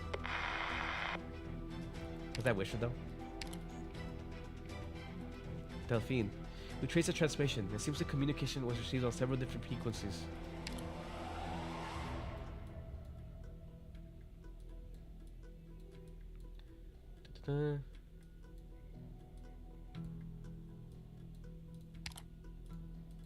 The voice, it was Wishadel. Sounds like they've been busy. Horn, please reassess the situation. Vina, look at the sky. It's... All eyes turn upwards, and soon they hear the sound of steam bursting at full force, echoing above the palace of Wishaleg. Victoria. The Victoria army boils. It's Charles Lynch. He's gone into the fog. I can hear the commotion inside the clouds. He's battling the Nashahers. I might be saying that wrong, by the way. I've always had difficulty with that word, that name. Horn. Although morale is currently high, the Alliance has yet to make any major moves. Clearly, the Dukes are still hesitating. They have reason to be cautious with the intelligence from an unknown source. If Rhodes Island trusts Wishadel, then so do I. Ha. We trust you as well, Siege. I'll go tell everyone to get ready. Huh? What's going on? Did you hear that sound? Right beneath our feet. The exemplars, we meet at last. Wait a minute, Vina, am I seeing things, or did a giant thing just burrow out from underground? Steam Knight? Oh no, the crawler. Oh, that's cool. Damn, so many CGs. Holy crap. A giant thing? No, it has a name. The Crawler. My grandson designed it. Pretty good, huh? That's so cool. Metal Gear. The gray-haired pilot blows a smoke ring, standing proudly on the ladder of the massive machine. It has 4 massive steam-powered hydraulic legs, encased with protective armor that bears the unmistakable signs of a worker's handiwork. Smoke is still billowing from its enormous black cannon barrel, a clear sign that it was the one responsible for the massive hole in the ground. A steady stream of Self-Examination Corps members emerge from the gaping hole, beneath the crawler, carrying combat supplies up to the surface. You. Siege. Thank goodness we made it here in time. Starting now, the Salvation Corps will join forces with you. With Granny and her team helping out, we'll have a much greater chance of victory. We just got that message ourselves. It seems the timing is spot on. Aye.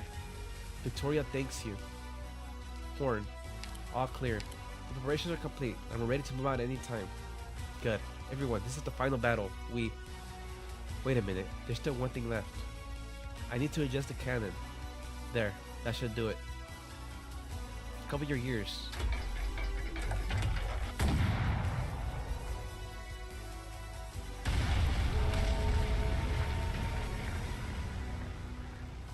The cannon strikes a giant bell at the center of Oshrig, an ancient relic that had stood for centuries. The bell tolls loud and clear, and beautiful, followed by the sound of the lion's swirl horns and the furious battle cries. We got to let certain people know we're here. You're in command now. Victorians, charge force to our final victory.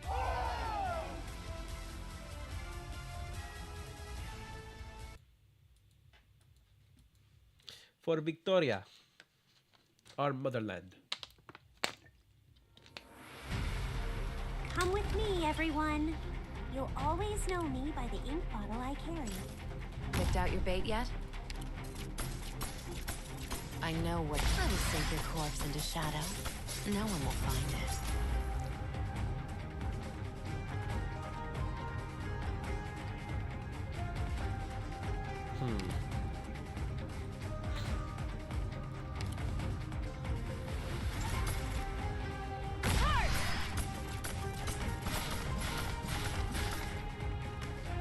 Radical strategy, but I can work with it.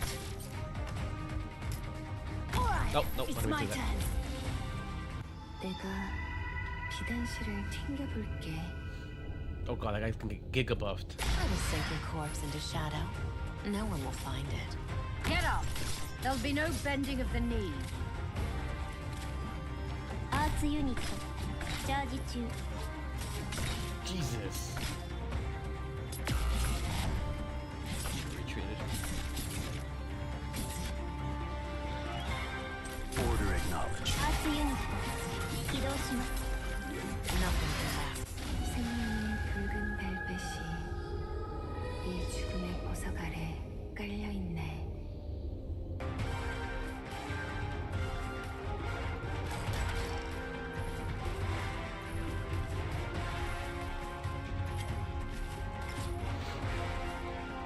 강동!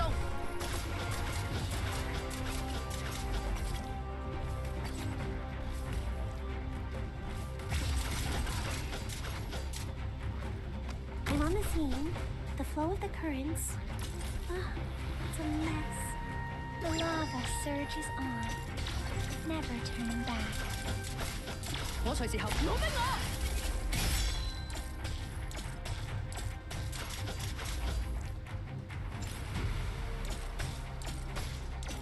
Go on, say something. It would be sad if you sank into the depths without a sound. Any more gonna spawn here? Sleep now. You picked the wrong foe. Frick.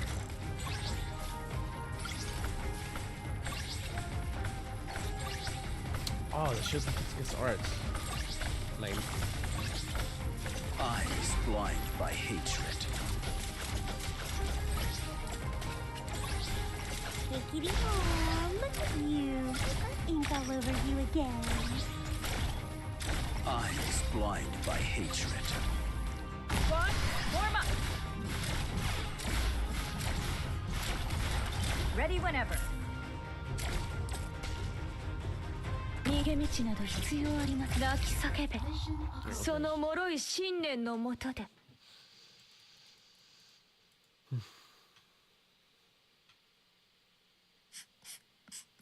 Victory.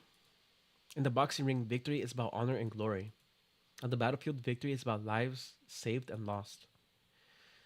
The Nashahar King's death terrified everyone who saw it. I don't want to think about it now, much less include it in my book. That sarcasm won't get a eulogy from me. But I'll forever honor the last theme night, Sir Charles Lynch.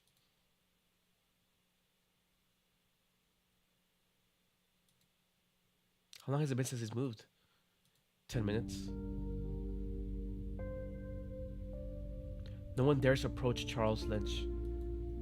Everyone gathers around the last steam knight, down on one knee in a show of respect. He stands tall, unwavering before the palace of Westerleg, steam gushing from every crack in his armor, scorching, unrelenting. Like the sound of a beating heart. How can he still be standing with such grievous wounds from the battle with the Nashor king? It was never his body alone that kept him upright, or he would have never have made it out of the mausoleum of kings.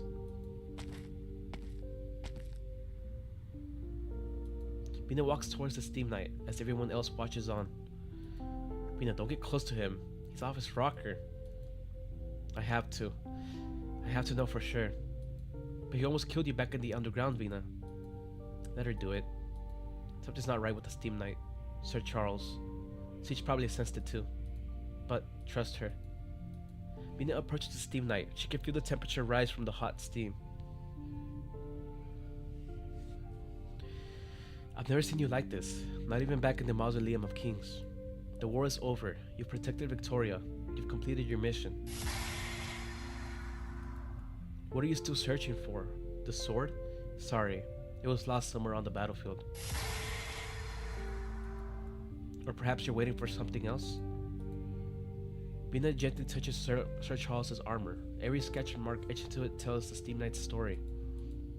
The battle with his comrades on the day he swore to inherit the title. The battle on the frontier to quell uprisings. He survived amidst a storm of witchcraft. The betrayal in the Mausoleum of Kings.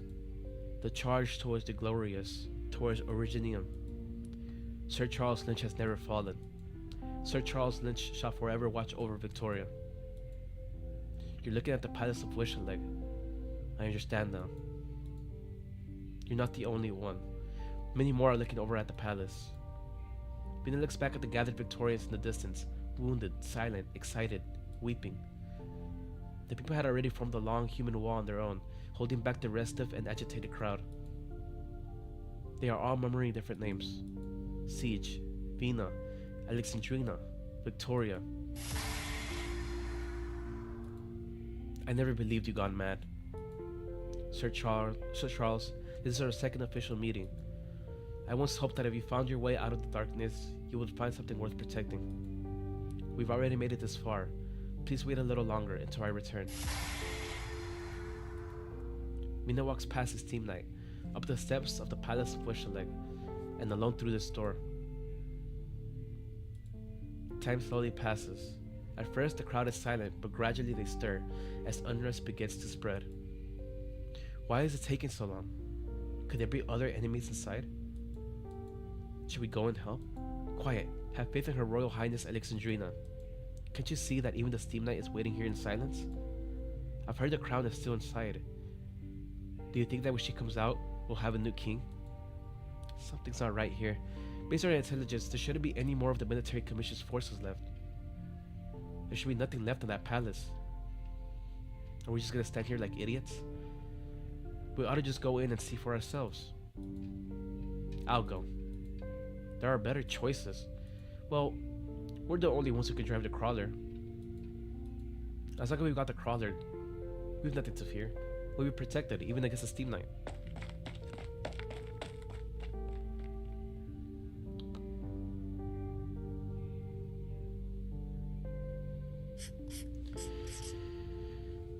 Vina never told us what she saw in the Palace of Wishaleg, and we never asked Feist about it either. It doesn't matter. I'm just relieved that once the military commission's banner fell from atop the palace, Vina didn't actually walk out wearing the crown. That's my Vina. At least, that's how I felt at the time.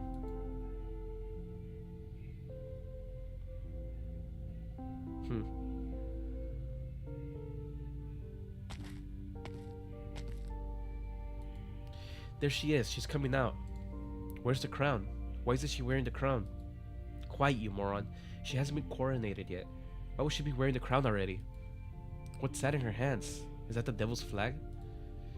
Good people of Victoria, the national king is dead. I have torn down this flag that the enemy has stabbed into the heart of our great Londinium. We will tear down every Sarkaz banner left in our home and drive out every enemy still consumed by their bloodlust. But please, spare the unarmed ones. Spare anyone willing to surrender. The war is over.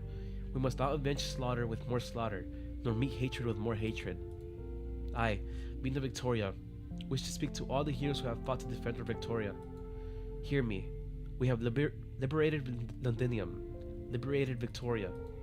In these coming days, months, and years, we must revive Victoria.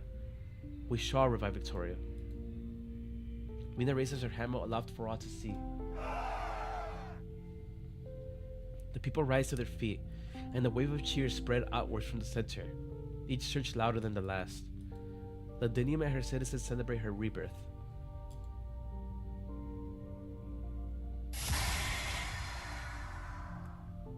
At the center of the crowd, the last Steam Knight lets out his final roar, steam bursting forth. His heart stops beating, so he ignites it with the suit's burning core.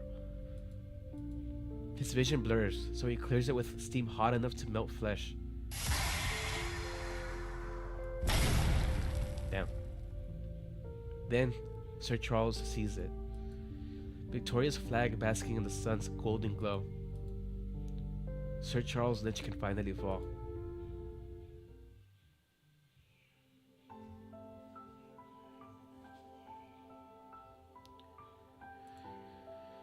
He falls to the light of dawn to a new beginning. Steam completely envelops Sir Charles's enormous body, making his demise unceremonious and almost unnoticed. Amidst the cheering crowd, a figure walks into the cloud of steam. Allerdale bids farewell to the hero she once so deeply admired. You could have killed me back then. Unspeakable meeting her in her hands of her hero, that would have been the perfect ending to her story. The unspeakable meeting her end at the hand of her hero. So why must the unspeakable be the one to bid farewell to the hero? Sir Charles, you have completed your mission. My father once taught me that every Steam Knight returning triumphantly from his mission would have a squire to remove his armor and wipe away the dust. Allow me to remove your armor. It has long fused with your body. Core temperature dropping. I will keep your core. I promise you your heart will never stop burning. It will bear witness to Victoria's future. Sir Charles, you've seen the things you had hoped to protect restored to their former brilliance. Have you any final words, good Steam Knight? From this day forward, you will be honored as a Steam Knight. Sir Charles Lynch, tell me, what do you want for your reward? Your Majesty, I wish for your blade to always be sharp.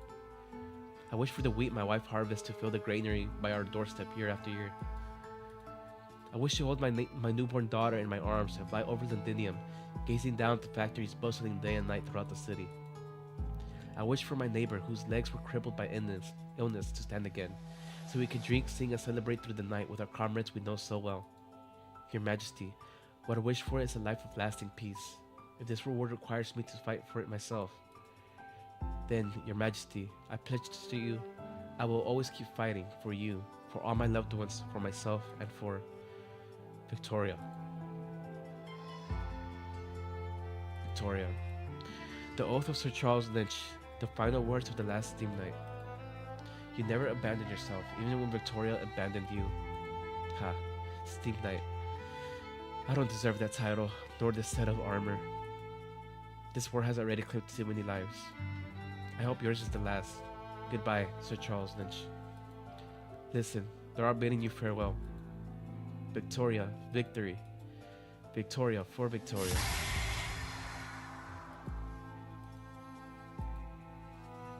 Victoria. His final hoarse whisper merges with the crowd shouting, like raindrops quietly dropping into the sea. Alder sees the excited faces in the crowd, yet cannot help falling into silence. Her eyes are drawn to the woman standing on the steps, Vina. She knows Vina can see her as well. Vina just stands there, looking back at her. Her lips moving slightly. Did she recognize me? Ella just sighs. You made the right choice. You are standing exactly where you belong. As am I. Londinium does not need any more heroes, Vina.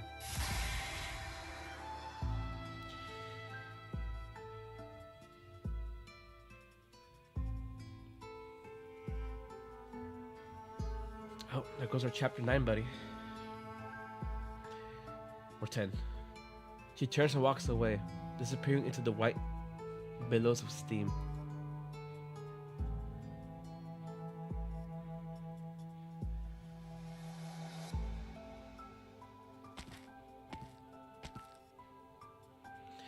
What are you looking at, Vina?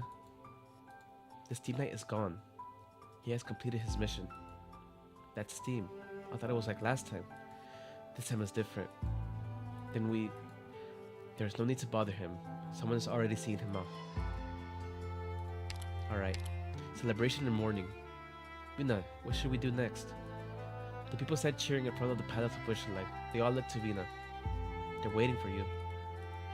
Then I will show them all, Dauphine.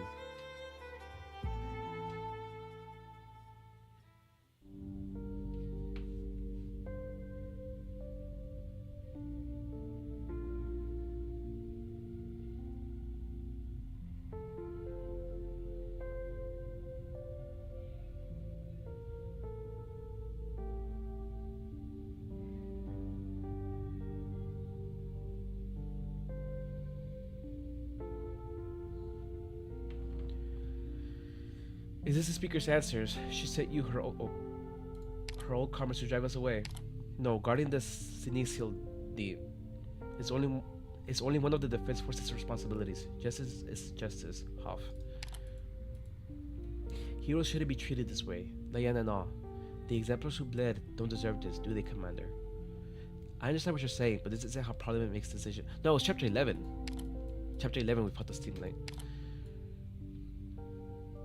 We cannot let this become a precedent. I do not know politics, Captain. I only know that Diane is a good person. If Parliament insists, many hearts will be lost. And you, sir, you still will not yield. I know Diane well. She will never act out of selfishness, nor does she have any ties with the nobility. Therefore, I humbly ask the Speaker to take time out of her busy schedule to reconsider Diane's verdict. This was a decision rendered by the Provisional Court. Diane broke into the locked throne room in direct defiance of Parliament.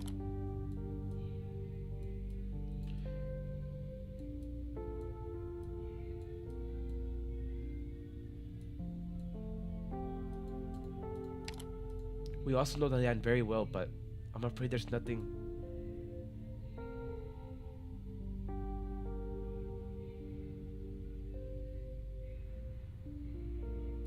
Diane? Yeah, she's the one who introduced us to you. After the war, we lost our homes and nearly our lives. If it weren't for her constant encouragement, I'd probably still be passed out in a barrel of ale. You don't think she's a bad person either, do you? It's just that Speaker Vina, sorry. It's a force of habit. Speaker Vina must have made a mistake. We've all got to our office, but I feel like just having numbers on our side might not be enough. Feist, your words carry more weight. Please, I'm begging you. Sorry, but I have to assume that if Parliament put Diane on trial, they must have also allowed her to present a defense. No matter how strange or unfair I think their decision is, having Speaker Vina force them to change it at the last minute would be even more unfair.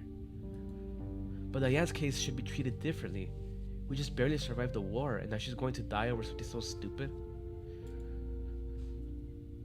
Yeah, it's a little messed up.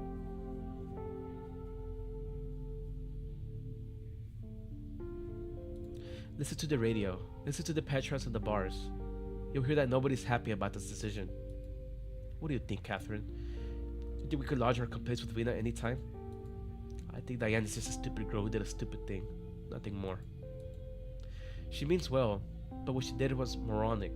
She defied the direct order of Parliament and left Vina with no other choice. So you're planning to turn down the farmer rep? How do you expect me to convince Parliament? Actually, Vina does have a chance to solve this. With her reputation, Persuading Parliament to impose a lighter punishment is not impossible.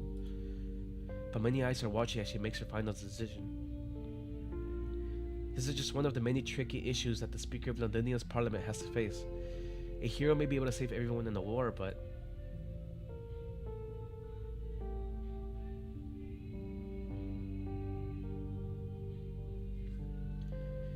Lady Delphine, we spent quite a bit of time trying to find you.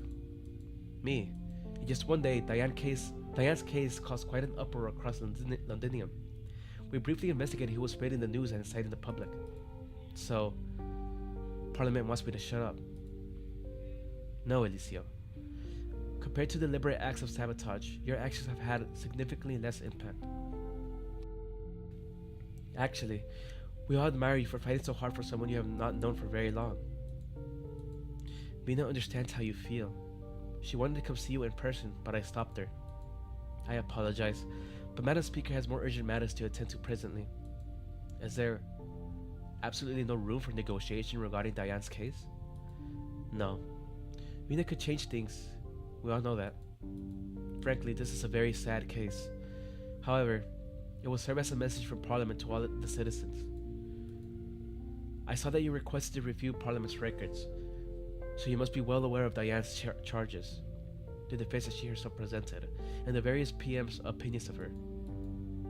The citizenry has collectively established the Londinium's current laws, and the Provisional Court made its judgment of Diane in accordance with those laws. Isn't this how you do things in Colombia? But she's a war hero. Shouldn't her merit outweigh her faults? That's a notion steeped in reason, yet brimming with arrogance. I often come across this phrase in history books, usually said by old Victorian kings. But if Vina crosses this line and others allow it to happen, then what is the point of having a parliament? How would our parliament be any different from the ones where the king himself served as speaker? I don't know the answers to that question, Eliseo, but none of us want to take the risk of finding out. Parliament will not interfere with any of your endeavors. However, as far as Diane's case is concerned, I'm sorry. That is Parliament's decision and it cannot be changed. Diane never told me specifically what kind of soldier she was during the war. Most of the time, she talked to me about her hopes for Londinium's future. Most of the people I met in Londinium harbor high hopes and dreams for the city's future.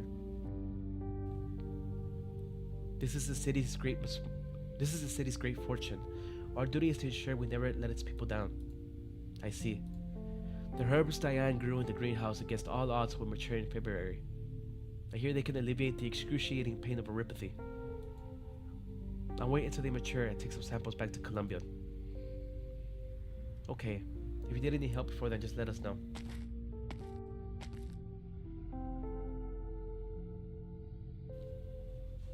Actually, when I first arrived in Londinium, I was also curious as to what kind of person Speaker Vina was.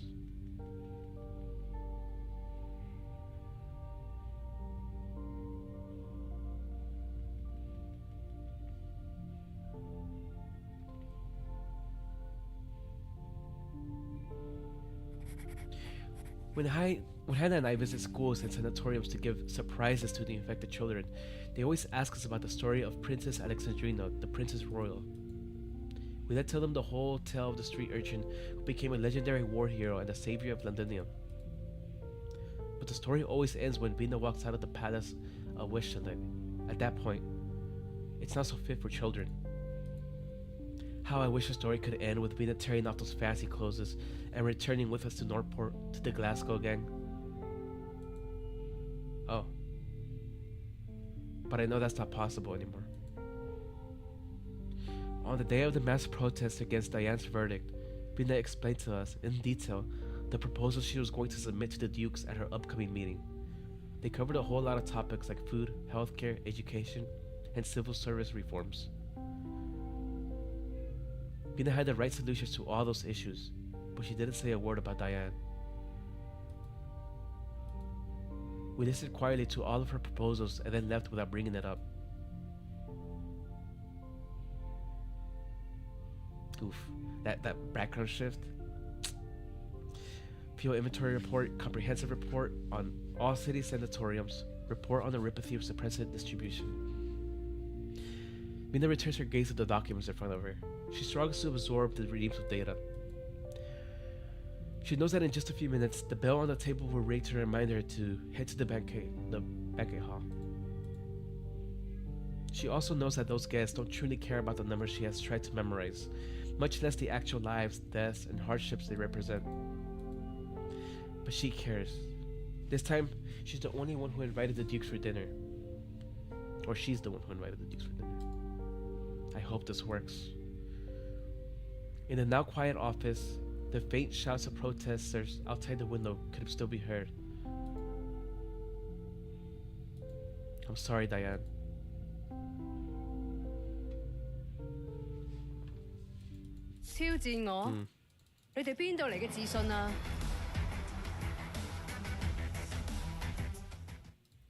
What was that metaphor? Is your familiar Christmas with feminism? She's been summoning up a while ago, hammer forged victory. To this day, she remains watchful of it. Oh no, that's the Catherine medal. So GA with a 3-star rating using the munitions factory command center to guide one freight car. Oh, cool. Any more week 1? Okay, I don't want to spoil the boss. It's a shield or something. The hero's final bow. We all love Victoria, but there's nothing more we can do for her.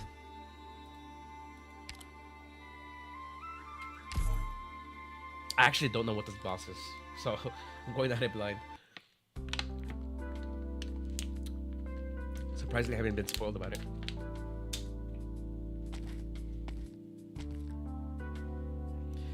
Phew, Zone 2 has finally all cleaned up now. Now it's just Zone 4 left. How are you doing? Tough work, eh? Want to take a break? I'm cleaning just as fast as you are, as you can plainly see. Don't you need to try to accommodate me just... Oh, you don't need to try to accommodate me just because I'm an infected. That's not it at all. I just thought you must be tired with everything you've been through and all. Oh, I thought... Never mind. As for that incident with the crowd, I'm fully clear on that now. It was just a spur of the moment thing. Besides, you're not the only one who wanted to do that. Actually, it seems like all of a sudden, people aren't as afraid of the infected anymore. That's because we're in Londinium. The policies instituted by the Speaker and Parliament have, at the very least, stopped many people from openly showing fear and resentment towards the infected. But according to a Colombian friend of mine, outside of Londinium, things haven't changed. Anyway, thanks for helping out with the cleanup. We would have had a captain on us again without you. I should be the one thanking you for not shackling me. Having something to do helps put my mind at ease. If you ask me, you need not worry about Parliament's decision. Think about it. Of all the places in Londinium where they could have detained you, why did they choose the Defense Forces lockup? It's because we're all either old war buddies or familiar faces who could look out for you. Don't worry. Once things cool down, we'll find a reason for you to go home. The protesters outside the Speaker's office, they're the ones who are missing the picture. We all know what kind of person Vina is. Huh? Are you feeling alright? Do you need something to drink? You're saying the Speaker is going to release me?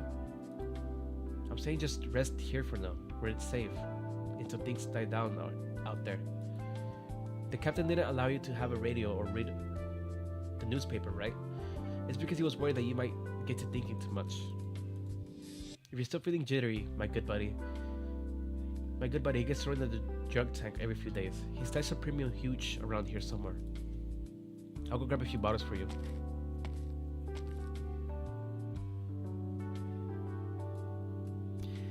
Diane gives a faint wry smile as she strains to catch the sounds coming from outside.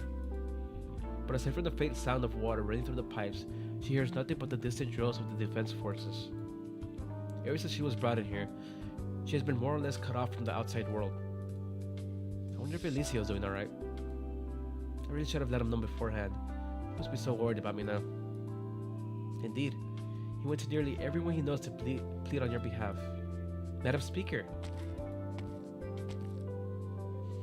Good. They aren't treating you like some common criminal.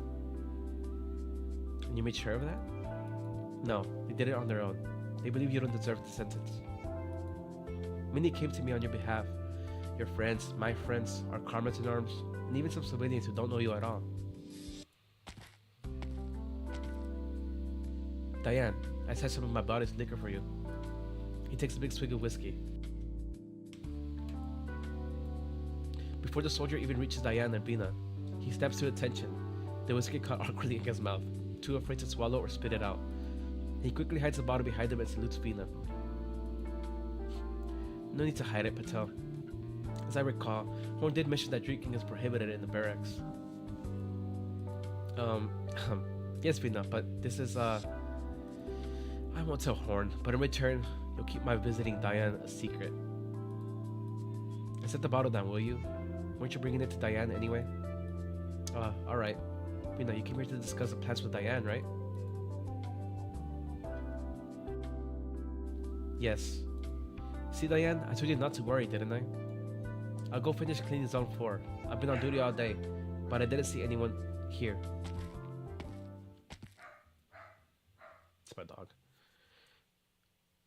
Would you like a taste of the whiskey Patel left? It doesn't smell all that bad. Diane shakes her head slightly, a bit downcast. Mind if I have a sip then? Meeting with those dukes have left me parched. Madam Speaker, did you put me here because you really wanted to? We thought you'd feel better among old friends. You would rather I threw you in solitary? No, of course not. Honestly, I'm not as resolute as you think. My past isn't much different from yours, or from that most of Londoniers. Or that of most Londoniers. Diane, I did hesitate over my decision. So, does your visit mean Parliament has come to a verdict? I feel it best that I inform you of Parliament's decision in person. I bid you adieu, Lieutenant Diane Werber of the 406 Columns 10th Infantry Regiment. You are unquestionably a war hero. Thank you for your great service to our homeland. Parliament? I see, Madam Speaker. When will it happen? Tomorrow. Alright. Have you any regrets? Have you? Perhaps my biggest regret is that after the war, I didn't immediately strip off this outfit and hide myself away back in Norport. Ha! You would have never have done that. I know you. The siege will never abandon our homeland, and the Speaker of Londinium will never abandon Victoria. Huh. I have no regrets either, Vina. May I call you that? You may. We've met many times and fought side by side just as often, but today I think is the first time we can truly call ourselves friends. Vina, before I go, would you share a drink with me?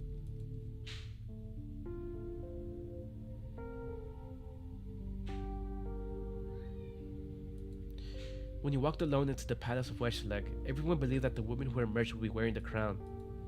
A hero must one day be crowned king. Every collection of fairy tales that in that old bookstore on Baker Street had a story like that.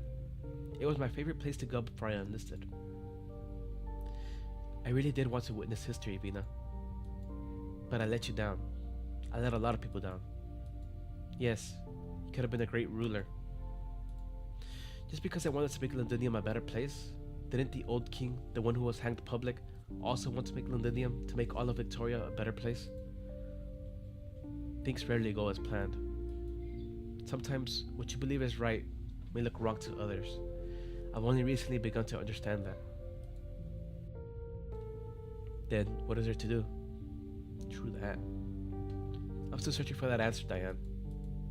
Someone I trust told me to accept those who hate me and to stand firm in my own sense of justice. I'm still learning, but I never imagined this path would be so lonely. You're drunk, Vina. Vina shakes her head. She draws her sword and hands it to Diane. Do you remember King Gassycath, the size of kings? Yes, I took it from your hands after all. After the battle, I discovered that it had completely dulled. The smiths worked tirelessly day and night to reforge it for me. This new sword is heavier. It carries the weight of even greater expectations than before.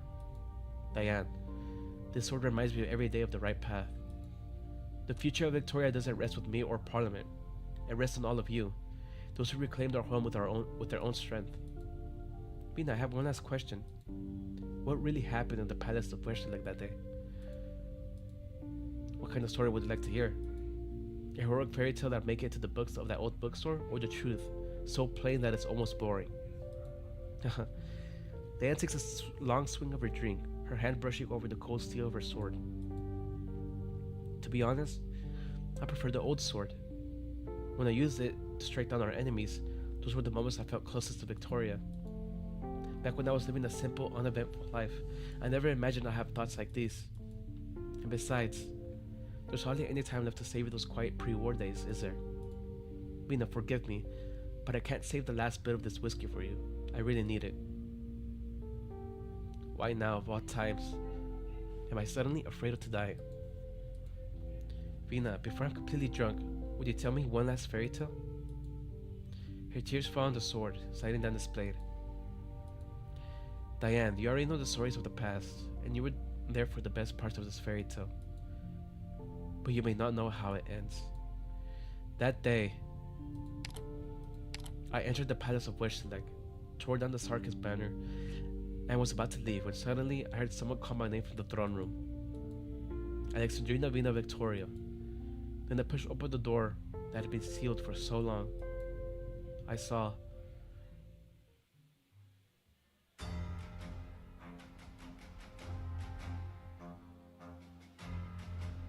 what? My father. Alistair II speaking to me. My Alexandrina, you're finally home. Come sit by my side, daughter of Victoria. Well, that's interesting. He has a lion's face. Vina couldn't make out the king's face. At least it looks like it. The golden mask blended with his blended with the golden hair, radiating authority and an air of mystery. He was Victoria personified. My daughter, are you afraid of me? Are you afraid of Victoria? Vina, never reveal even the slightest hint of fear to your subjects. Your teacher should have taught you that. You died long ago. 26 years ago, they hanged you from the gallows. Laughable. Who could kill Victoria? Those greedy condor wings thought they could tear the flesh from my body to feed themselves. They were so blinded by fear that they conspired in regicide, so they could feast upon the lands of the Astas for their own gain. But no one could kill us, not the dukes, not the Red Dragon. We are the beating heart of Victoria. So that's why your statue in the Mausoleum of Kings was never completed. The dukes never truly laid you to rest. You've been here all along. What little courage they possessed drove them to confine me in the throne room, but never to claim my throne, cowardly usurpers.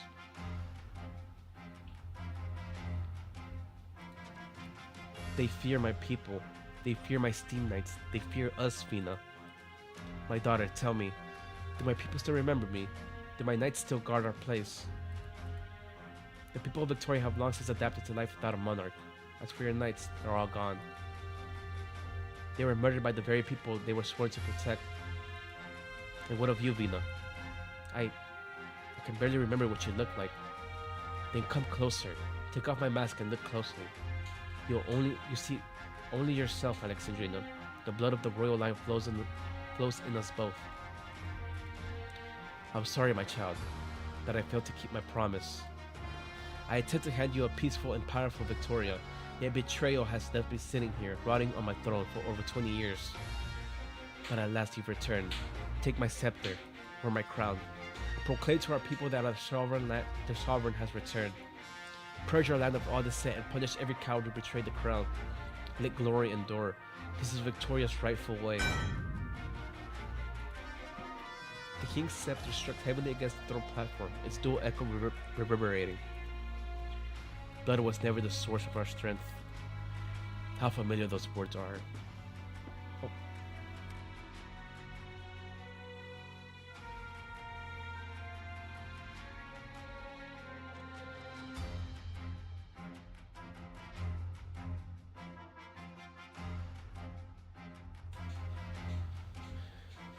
How familiar those words are, just like my defiant boast to my own father. You still have much to learn, my daughter. Let me teach you a long overdue lesson, the meaning of royal power. Still, I grant you the right to oppose me. Alexandrina, return to my side and listen. No, You're already dead, Your Majesty. All that remains here is your echo, lost in the glories of a bygone empire. I do not need you to grant me anything, nor do I need you to validate the strength of my convictions. I just want you to rest in peace, Father. Vina tightened her grip on her hammer, stepped into the platform, and walked towards the Empire's last glimmer of twilight. Okay, so are we fighting him?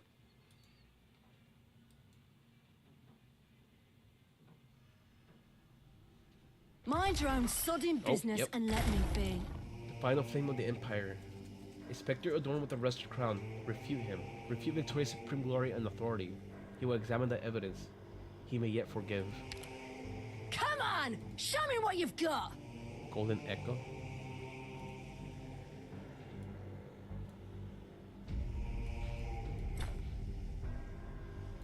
I'm listening. Uh-oh. Don't keep me with better watch your step. Can I destroy these? I do not have enough anti-air for this. Or high ground, I mean. Should I attack him? Judge by appearance and suffer the consequences. Ow.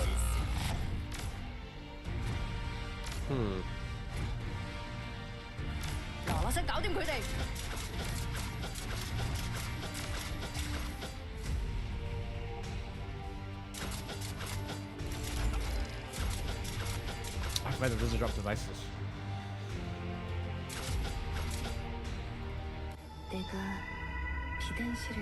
What's his range? This far?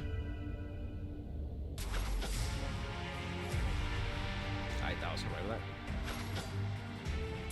The pebble returns to her hometown.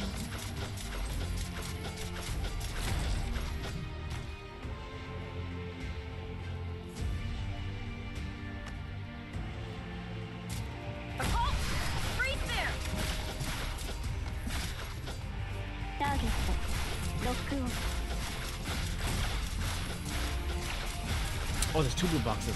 Shit.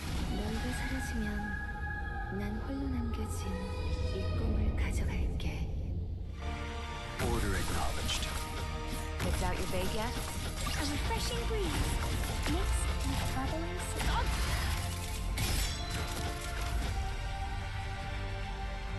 Sense deprived by ember. Sure, there's just a Get little up! There'll be no bending of the knee.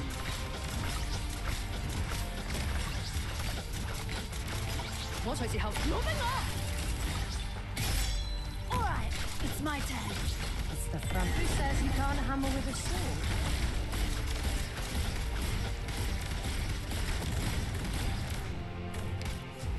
There's a Steam Knight?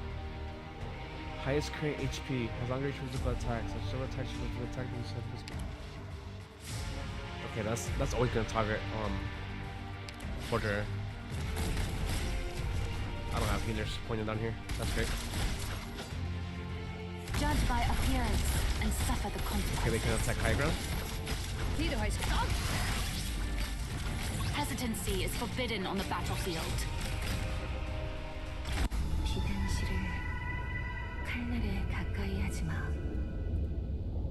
Mask the scent of despair. Come on. I'm on the scene. The flow of the currents.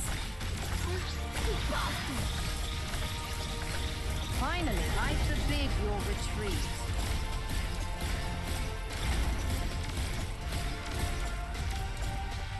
Oh, no second phase? Okay. I'm just winging this right now. Finally, I can limber up. Take it close your eyes. Feel the undulating wave. Another one. To them. Okay, I should have placed Asia facing down. I don't know why I placed facing this way. Eyes blind. Nothing can mask the scent. You're dead, mech. Moving up!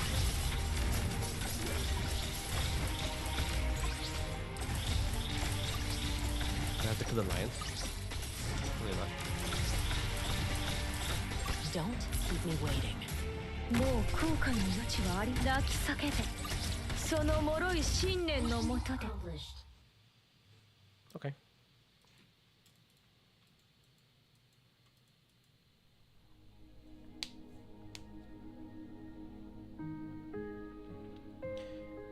Vina, I don't like this story.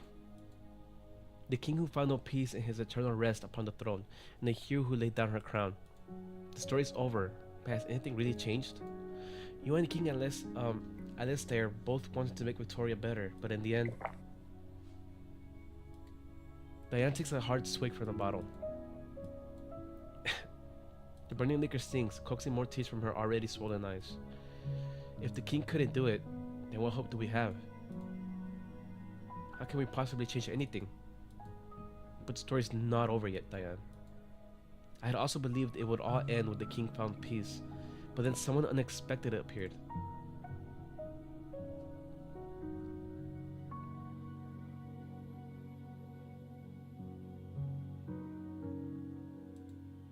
Should I even ask what brings you here? A white figure emerges from the shadows behind the throne. Faint glimpses of that fairy can be seen in so many of Victoria's legends. Power, intrigue, destiny, dreams coming true throughout the centuries, old tales. She seems to possess different powers, yet no one can say for certain which one is truly her. Vina, who do you see? I saw the unicorn.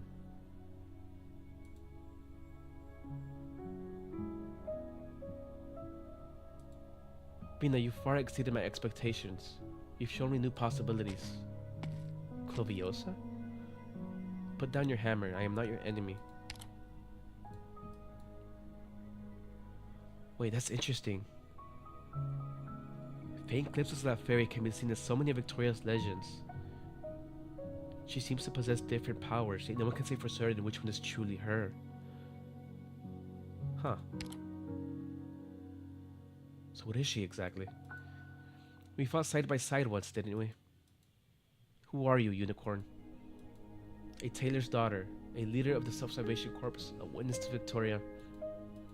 Of course, many old men, even as they faced death, insisted on calling me the nation's sentinel in their history books. Wishful thinking, I suppose. Over the hundreds of years I've remained in Victoria, I've assumed, and later erased, countless identities. But at present, I am Clovicia. Interesting. Huh. In short, I am your friend, one sincerely pleased by all that you have achieved. Does this answer satisfy you, Vina? Another one of the long-lived? You deceived every ally in the Self-Salvation Corps, as well as all of Rose Island. Deceived? I've never deceived anyone. Everyone has his desires. I merely fulfill them. Ordinary people tormented by Sarka's bloodshed wanted to survive, so I led the Self-Salvation Corps to find a way out.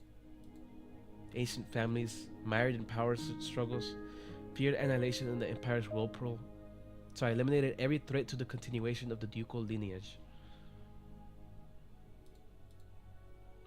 Frederick III hoped Victoria wouldn't fall into chaos beneath the Red Dragon's shadow. I could grant that wish too. So now you've come to me. Alexandrina, daughter of Alistair. Why would you think I'm only just noticing you now? Vina, history is like a sailing ship, and you are all the ones who steer its course. Since you wish to change Victoria, I can help you. What role would you assume to realize your ideals? You could be a king, a speaker, or even the sole leader of the Exemplars. Any of these titles are yours to choose.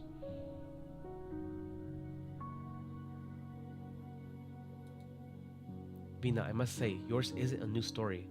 I've read far too many like it in old shops. In the end, the hero always accepts the fairy's gift.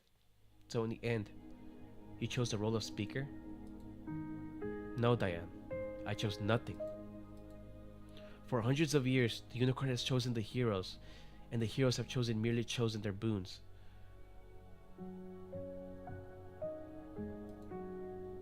But why? Why? Yes. Why did I have to choose her?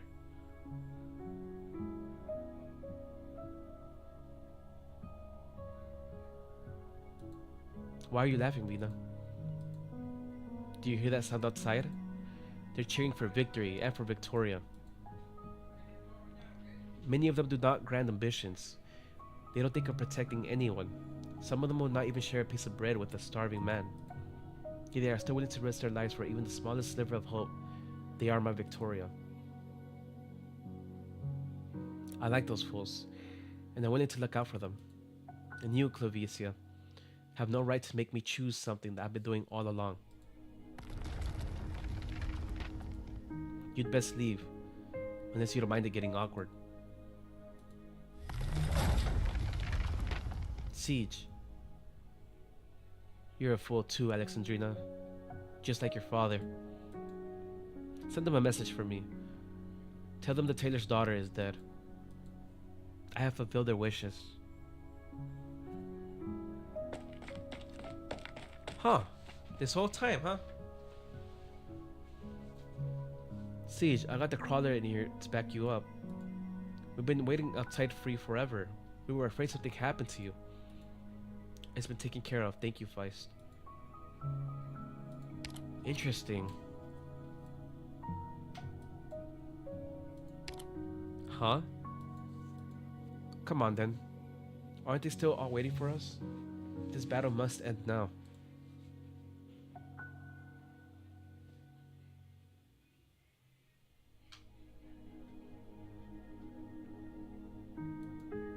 That's the end of the story, Diane.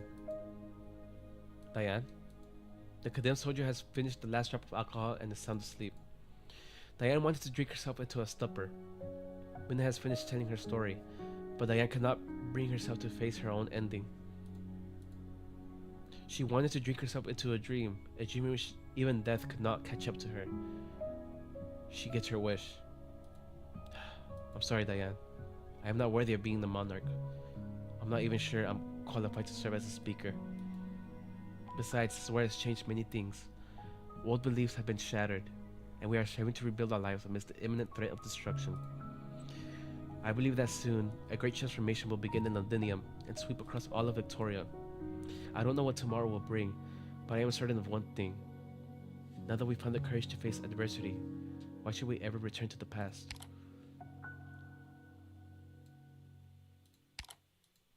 Victoria no longer needs a monarch, Diane.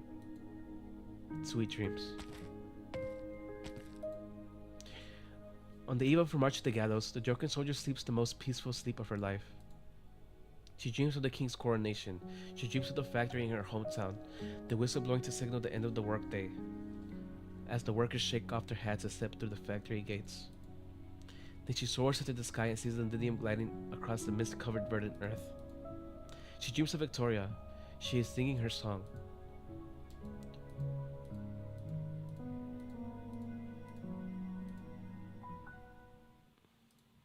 Well,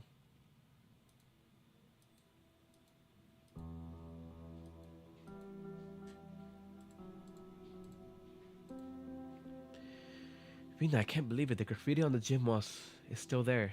Look at this one. Morgan painted it after dreaming of being a famous artist. Oh right, look at this photo. The sign in the movie theaters has been nailed back up. And look, there are two dumb-looking foul beasts perched atop of it. Northport is in much better shape than the last time we saw it. I can't wait to go back and see it with my own eyes. You know, I really like Diane. She was cool. So where did these photos come from? The envelope only had the photos, no signature, but plenty of people have joined the engineering team to help rebuild our home. Some of them are old friends from Northport. Oh, there are 2 videotapes in here too. They're just some old worn out movies, but hey, Delphine, you love watching bad movies, don't you? Here you go. Thank you. I do too, actually. Vina, are you okay? You seem a bit distracted. Are you all going back? Why the serious look? We're just heading home early to do some housekeeping. Morgan, you were more excited than anyone when we said we were going home. Or am I missing something? How about you, Dagda? I'll go lend them a hand. There's not much I can help with here, Vina. The night of the Tower Museum is coming along smoothly.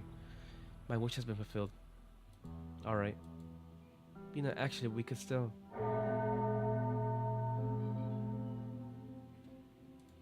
The bell tolls. It's 4 o'clock. Vina. I know. We could set out now. Do you want to go see Diane? No, I have a meeting with Parliament and the Dukes. Oh, we know those protesters outside. I'll handle them personally. I know their concerns go beyond just Diane. They've been waiting a long time for a king. Huh, well, that's definitely something the Glasgow gang can't meddle in. Morgan. Alright. We'll head back and tidy up. You know, Norport is better than I expected, but not by much. We'll be waiting for you, Vina.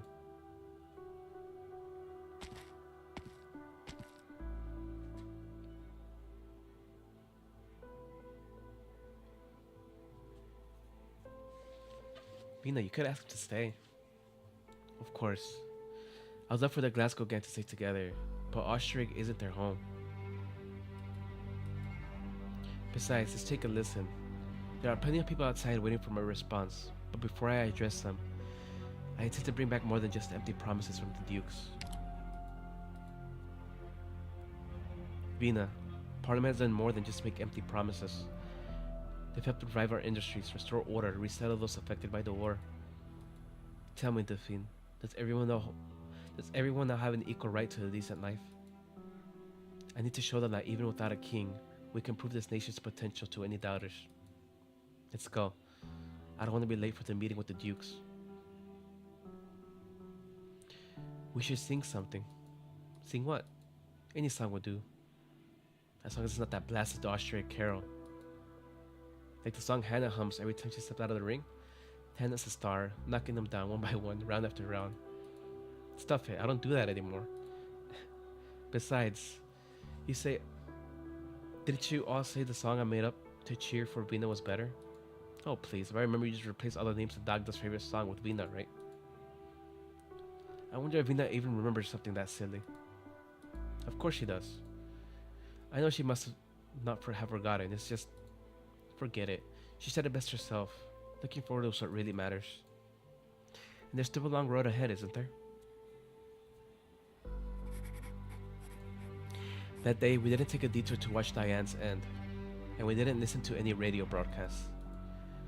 I heard her oropathy was so bad that they had to separate her to prevent any incidents. To think that her last shred of dignity came from oropathy. I've stopped trying to make sense of these things. As we left Central Londinium and caught sight of the factories in Norport, I knew we were home.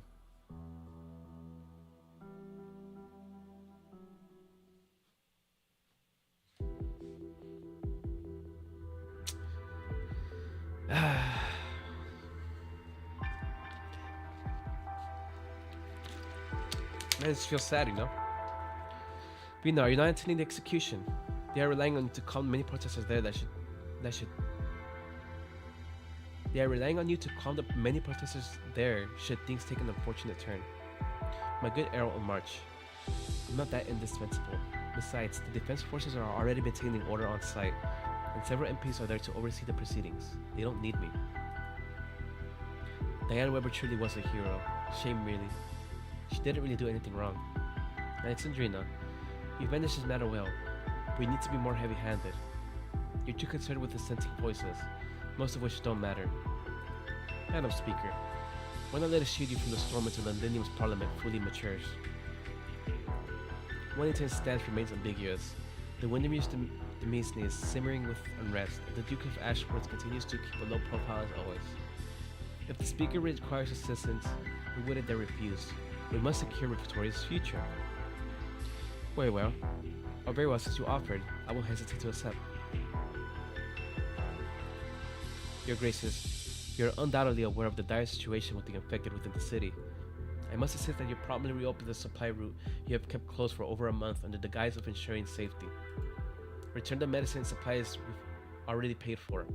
Of course, if you're still concerned, our defense forces can escort the shipment and clear out those bandits along the way. Of course, those are minor issues. Now, how about my proposal for forming and training infected fighting squads?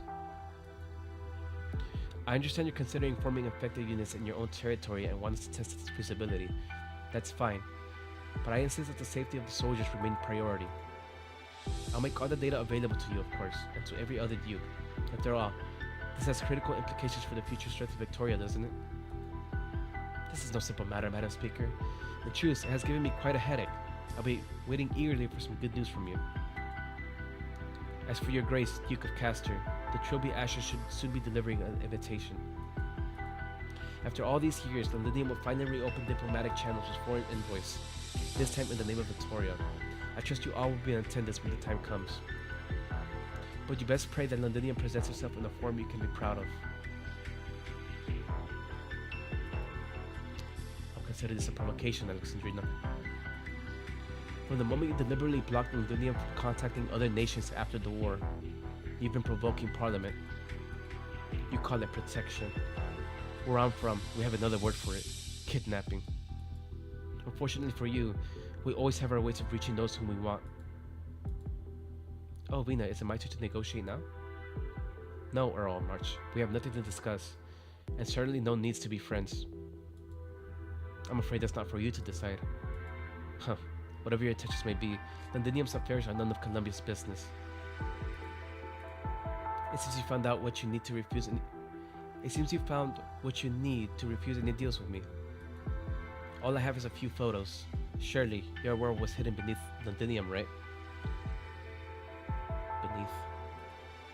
Oh? Vina, it seems you've managed to find yourself some leverage. Alexandrina, I admire your candor, but I must remind you, you're the Speaker of Parliament now, not just some street thug with the Glasgow gang. Well, do you know how we used to keep corrupt cops away back in Norport? Either everyone pretends nothing happened and keeps things as they are, or we expose all their dirty laundry and everyone goes down in flames. It worked every time.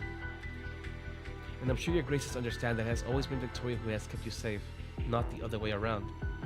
I believe your grace has even said something of a similar nature before. Alexandrina, I'm starting to doubt our decision of choosing you as speaker. You're mistaken. The decision was mine all along, not yours. I know your schedules are packed, so let's not digress anymore. I have a long list of things to discuss with you: parliament seats, medical purchases, military reform, private communication lines, supply routes, aid for reconstruction, so let's not waste time. Of course, you're free to continue arguing with me. Don't worry, this time my sword won't be on your necks. Here we go.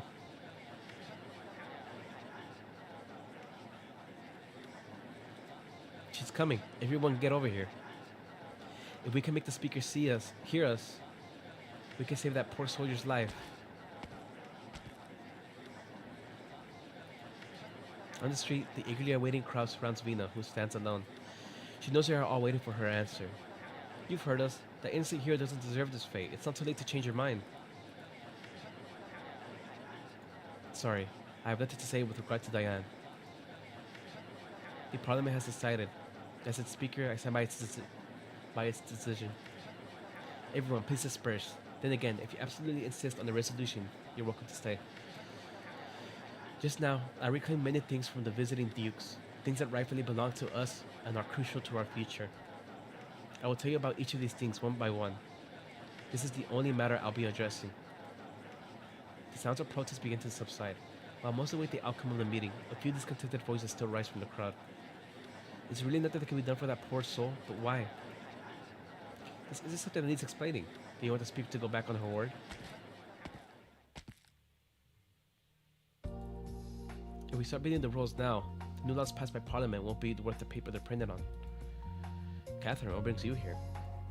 Some old friends passing by saw the process and worried things might get out of hand, so they asked me to see if I could help. As luck would have it, quite a few workers just got off their shifts, heard about it, and came to support you. Take a look.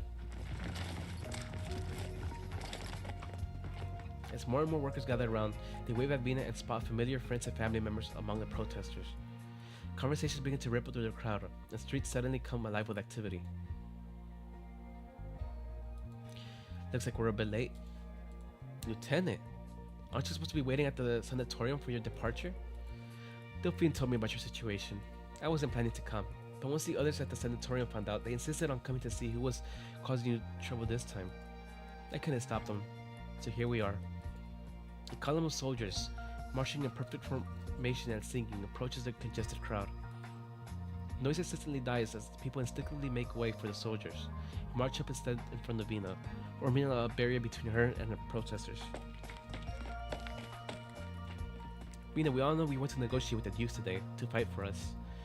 We're not about to let you be humiliated from the Dukes today. We might not be ready for another battle, but we'll win anyone in numbers. Thank you, all of you.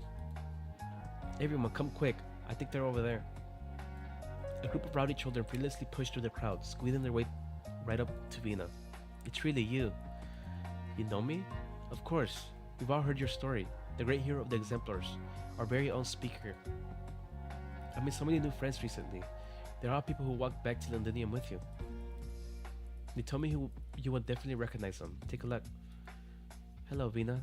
Annie. And there's Annabelle. Oh, Jones, you're here too. I guess they were telling the truth then. But why have you come? We ran into this lady with really tan skin.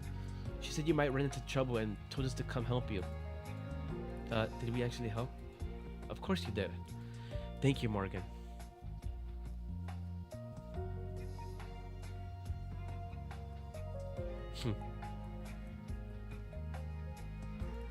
More and more people gathered in front of the steps, while those who had been protesting for Diane start to quiet down.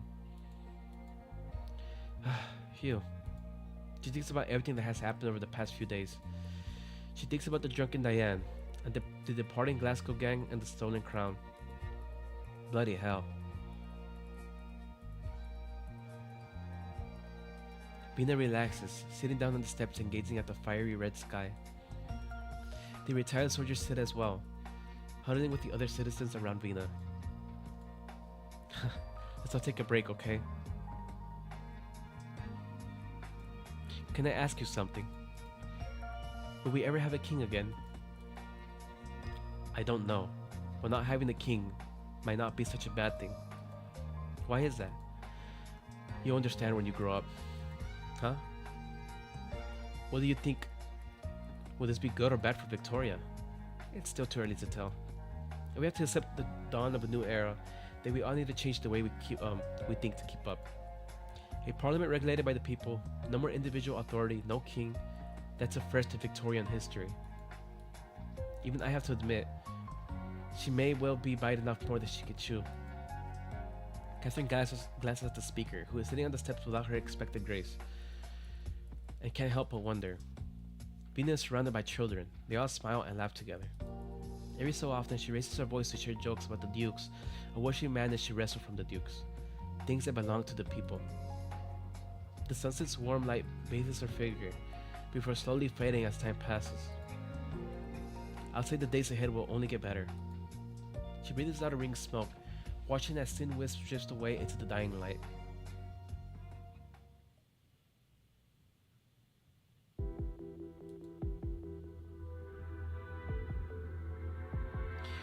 Parliament has passed a resolution. The crown will be placed on the throne in the Palace of Wishenlek, guarded around the clock by defense forces. Until a suitable candidate for the throne is identified, the crown will be guarded by Parliament. Once a candidate is chosen, a nationwide referendum will be conducted under parliamentary review and supervision to finalize the coronation. Additionally, Parliament will soon announce decisions regarding the distribution of living supplies and other public welfare matters. Ha! Parliamentary supervision. These meetings are truly exhausting. I much prefer settling matters at a grand bouquet. At least there's wine when my lips are parched. Sir Davis is certainly taking his sweet time fetching the wine. Your Grace, Duke of Castor, where are you headed next? You already know the answer, so I pretend to ask. Getting the news from you is quicker than waiting for Wellington's spies to report back. So how about you, Elena? Your Grace, we're hardly close enough to be exchanging warm farewells. Your words wound me, Elena. I suppose I'll have to present a fine bottle of wine on my next visit to Old Normandy, and ask her to put in the good word about me to you.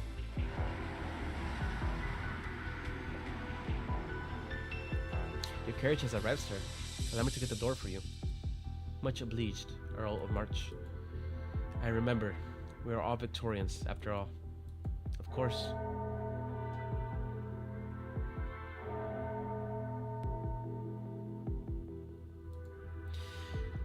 It's been so long since I last heard these bells. The sound brings back memories. Yes. Your Grace, I bought you one of the finest wines from our cellar. Even those Sarkas devils wouldn't step this one out after they took my estate. Sir Davis, You are a man of rare wit. Rest assured there will always be a place for you in the Golden territories. The Duke of Golden takes a sip of the wine and tries to make a remark, but then suddenly freezes. He is confronted with a stunning sight. The sun has set.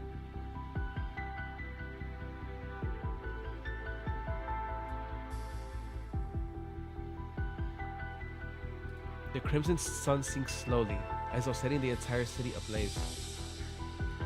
The scars this architect has torn into the city stand out even more vividly in the evening glow, as if they are still bleeding.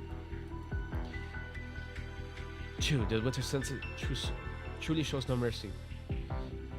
Much like the speaker's attitude towards us, I suppose. I could send someone to deliver a few sets of winter clothing for your grace. Take care of yourself. Victoria isn't ready to do without you just yet. Many thanks. After all, we can't very well go before Wellington, can we? Why the sudden melancholy, your graces? I find the sunset rather breathtaking. Day fades into night, and night into day. How often do we get to witness such a sight? Londinium's thick fogs and heavy clouds rarely part like this. Eleanor, back in the day, the lads at school would always joke that it was the sun that had to follow behind Londinium. It would rise as we please, and never say if we willed it. Now though, she has to go full speed just to barely keep up with the setting sun. That thought keeps me awake at night. Day or night, sunrise or sunset, only Londinium can be Victoria's capital. Earl of March, remember my words. Droll. Very droll indeed. Ha, the sun really does move. Another bell tolls. More black-feathered fowl beasts stir and take to the skies over the city, circling before flying through the steam towards the setting sun. As the sun dips out of sight, the glow of the twin moons become ever clearer. Night approaches. You don't go home happy with that sun bloodshed.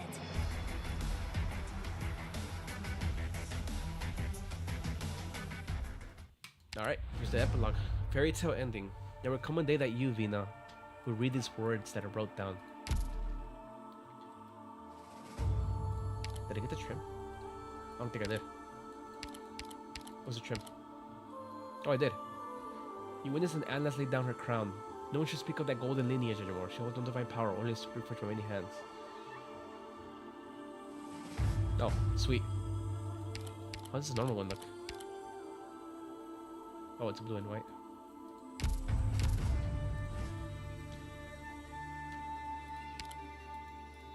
Alright. Fairy tale ending.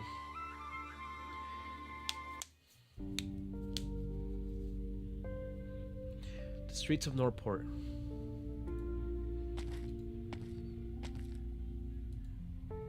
How things go on your end, Dagda? Mr. Lane's still alive, but he's got a busted leg. His sworn brother didn't make it, though. I tried asking some old friends. None of them know when that brother passed away exactly. Might have been when they tried to escape Norport. Might have been some Sarkas at the end of their tether during the Allied counterattack. Did you manage to see Mr. Lane himself? I did. He works at the port now. He didn't bring up the old days, and he avoided talking about his crew. But he thinks that now he's living a good life. Bloody hell. That's one of the factories we used to look after. It's full of little punks now. None of those youngsters have ever heard of this Glasgow gang. That pack of brats deserve a right thrashing. Did you swing by the old restaurant we always went to? Torn down. Parliament sent some men over to get in touch with all the old shopkeepers. Anything so run down that couldn't be fixed up, and whose owner was missing, was slated to be torn down and rebuilt. The pub on Sunset Street, Paul's Bar, the magazine stall that run from Casimir's Strand, they're all gone. Hannah. I checked out that public cemetery they were talking about too. I couldn't find McLaren or...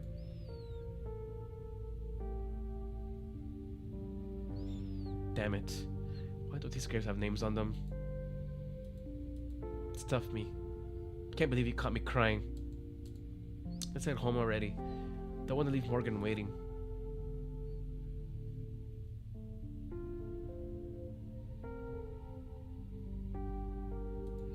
I thought the gym was going to be a rougher sight.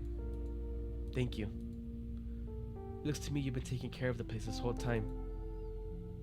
Oh yeah, I totally forgot about him. Holy shit. Kador. I thought if you were still alive, you'd be coming back sooner or later. Doesn't matter how you look at it. Now you're part of the Glasgow gang. Wonder if we'll ever get him. You didn't get on Duke Windermere's ship with us back then. I wasn't so far gone that it needed saving by the Dukes. But I gotta admit, I was being the right fool back then. After all that, I took some of the crew out to fight some devils hanging around Northport. Yeah, she got mad with Vina. Or he got mad with Vina. I ended up hearing about the exemplars from them. You pulled off some crazy stunts I could never dream of in the army. When the battle outside was in total chaos, some of the gang helped out in the front line with me. But there wasn't much we could do. All I got in the end were a few cuts and bruises. You're infected too? Yep. Heard the same happened to Injure after she took a bad scrape on the battlefield not too long ago. She's real lucky she had friends like you with her, there with her. Morgan stares blankly ahead. She'd never considered that a problem. Not even Injure herself had. No, that ain't right. Why do I feel all funny hearing you say that? Though I gotta admit, I'm not sure what's not right about what you said. Whatever you say. Anyway, if you ever get the chance, I'll tell Siege I said sorry. If you stick around, you could tell her yourself. My Glasgow gang's long gone. Since you're coming back, it's only right that I head out. Did the field not come back with you? She's standing by Vina's side. Sounds like you lot had a squabble too. I heard about her mom from a broadcast. Doesn't matter who she might be. At least she's got some nerve. Where are you headed off to next? Northport needs more hands to rebuild it. And the port's busy shutting in goods from outside all day, every day. Me and my crew are gonna keep an eye on it. And then they're headed to Central to bash in some merchant's bastard's head. That's only a maybe. Northport's changed, Morgan. The folks I know are gone, and their shops too. There's some new gangs of brats that's popped up. Don't know their arse from their elbow, yet they're still trying to fight for dominance. Anyway, I'm giving the gym back to you lot. Parliament talked a big game in that broadcast of theirs. I talked it over with some of the boys. We'll wait a spell, then head over to some other dukedom to see what's what. We'll find a new turf. A new turf, a new beginning. I need some time to forget a few things.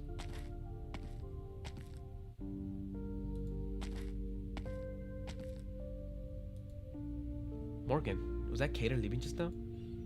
Yep. He came to say goodbye, and decided to hand this back to us while he was at it. She pulls out a butterfly knife from her pocket. It's badly scratched, but the emblem of the Glasgow gang can still clearly be seen. Baird's butterfly knife. Hannah would recognize it anywhere. It was her who insisted on engraving that emblem when she beat Baird, after all. Cater found it on the body of a cleaner. He couldn't find Baird herself, though.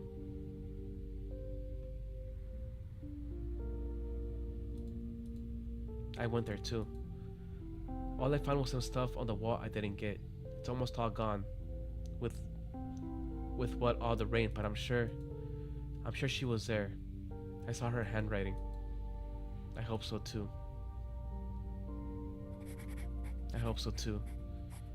What did Baird hope for? We thought about it long and hard, but we were never able to make sense of it. Man, that scene choked me up. That Baird scene, when she wrote that, man. I was like, damn. Her wishes had already been washed back into Northport soil by the rain. We decided not to dwell on it much longer. We could never guess her last little secret. She's definitely having a good laugh at us right now. She was responding to the journal that one guy wrote.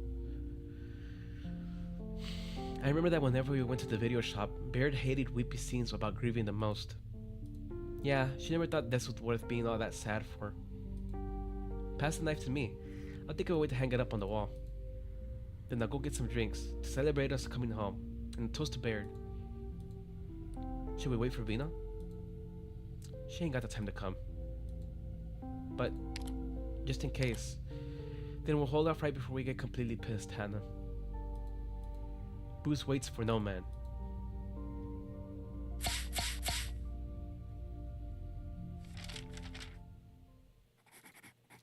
That day, without having to say a word on the matter, we all drank our drinks real slow.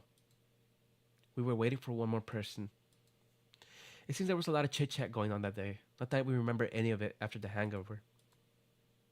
All I remember is that Hannah and I got in a fight. And Dagda's brow got itself another scar. Why? None of us knew. If Vina were there, it'll all be fine. She always stayed the most sober out of all of us. And she'd remember for us. But she never showed up that day.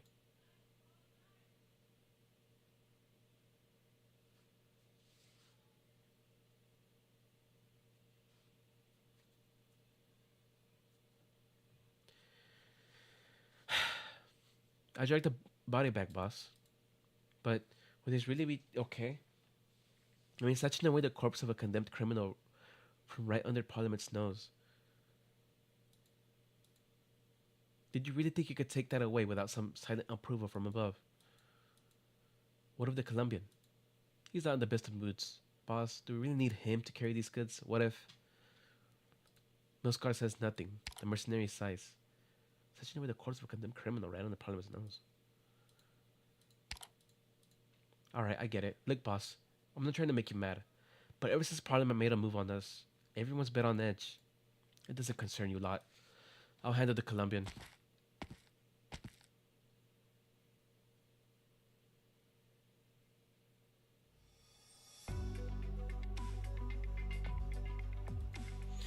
Eliseo, I presume I don't need to introduce myself. Milscar, I've heard about you. Good, no need to waste words then. I need to see this batch of goods out of Londinium safely. You will, of course, receive payment. I can send this corpse along with you. Leave the city, and go as far away from it as you can. Her name is Diane, Milscar. Is she actually alive? Who she is isn't important to me. What's important is that she doesn't show her face again in Londinium. Oh, they rescued her, okay. You call this payment? Picking someone who just got home, leave again? Eliseo, you are well aware she cannot stay in the city. As far as everyone's concerned, she is dead, hanged from the gallows. Okay. I guess she set up, like an underground scheme. Vina made a mistake. So long as this person is alive and within the city, sooner or later someone is going to use her as a knife to stab Vina in the back. She really must learn to be more decisive. You know the condition of her infection better than I do, Eliseo. She doesn't have long. You're welcome to refuse, of course. But I will still help Vina settle this matter in my own way. I know your story, Milscar. Or rather, Lady Aladale Cumberland. There's a lot of versions of it out there, but they all agree you really did fit with the title of Cumberland the Ever on High, once upon a time. Fine, I'll get Diane out of here. I can take better care of her back in Colombia. Happy? You're a good man, Eliseo. She's lucky to have made a friend in you. Get ready. You could be leaving at any time. You either die a hero or live long enough to see yourself become the villain. Did you ever think you would turn out this way? I ask just me. Countless heroes lived through the war. From the most radiant of them to those that none remember, I too am curious as to how they would change the face of reality.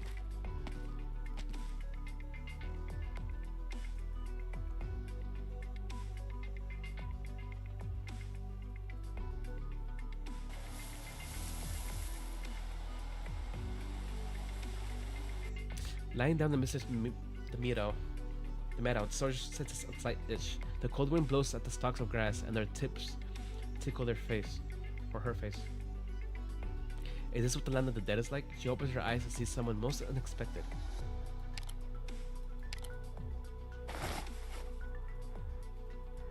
Huh? What? You're awake. It's me, Eliseo. You shouldn't just go off on your own to do dangerous stuff without a word, Diane. I remember standing on top of the gallows. You're dead. At least those who witnessed the execution. Before we left, I asked the people of Rose Island to give you the once-over. It's not looking too good.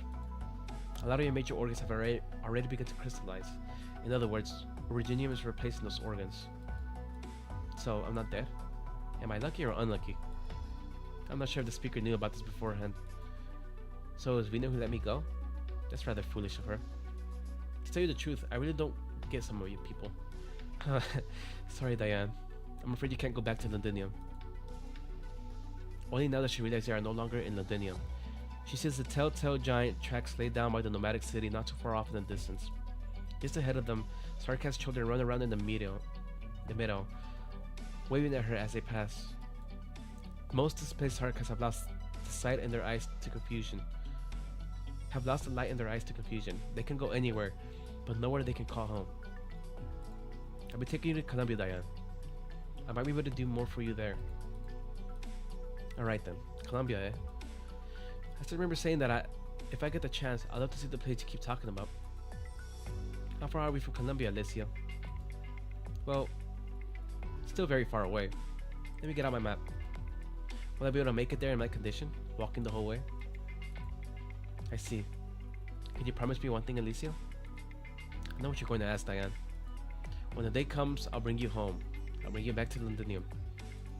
I'm rather curious myself as to how much the city would have changed by the time we return.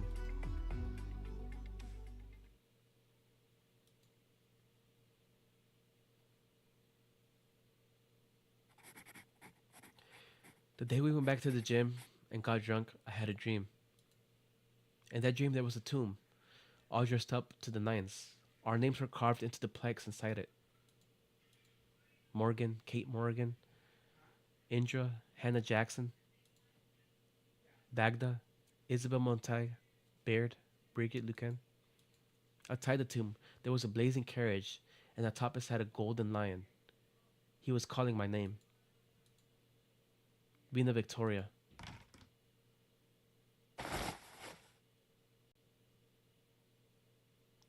Vina. A blanket. Who put this blanket on me? Ugh, my head hurts real bad. What time is it? Morgan. Didn't I tell you not to drink like a sodding wino all the time? Huh, considering how wild Hannah and the rest can get, shouldn't you be looking after them? Eh? Vina? Vina. Aww. Morgan nearly launched herself out of the sofa, leaping over the short table to throw herself at Vina.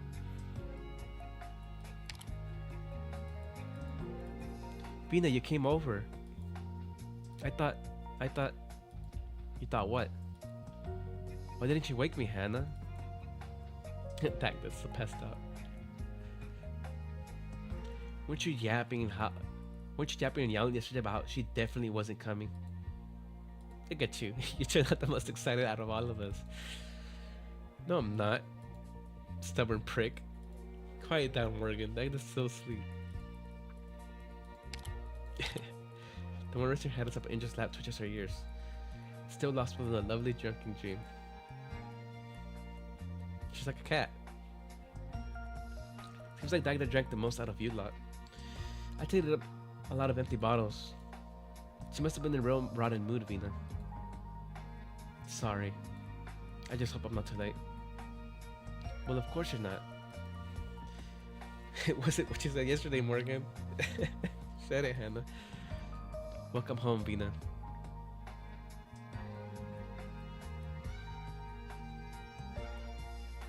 I was really hoping to pop in earlier, but there's simply far too much to handle over at Parliament.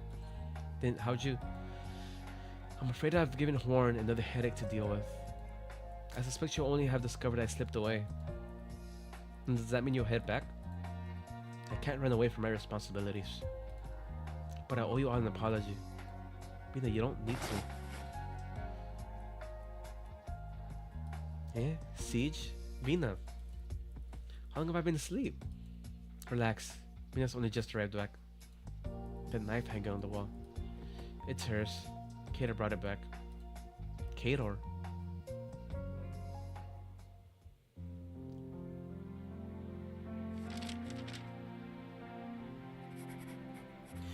Vina never brought up having to head back the whole day, but we all knew that the Siege Vina, the boss of the Glasgow gang, the ever victorious king of the Slobberknocker, and one of my best friends could leave us at any moment. So, I was loath to lose a single moment where I could tell Vina about all the changes in Northport that she hadn't had the chance to see yet. Cater, Mr. Lane, the video shop, the reworked port, the rebuilt stores, a handful of old memories who rushed home after hearing the news. Of course, who could forget the inexperienced little buggers who wanted to take over our gym?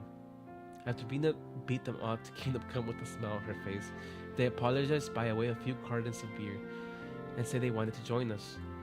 Seems like Northport's forgotten about us, but I don't think that's such a bad thing. The war really was over.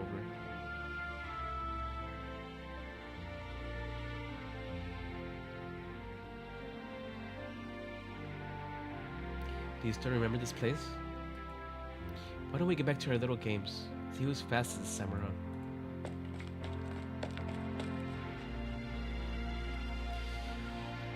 Before Vina has even finished speaking, Angel has already begun to set off. Hannah, you lousy cheat. She didn't say nothing about a countdown. I'm still the champ here.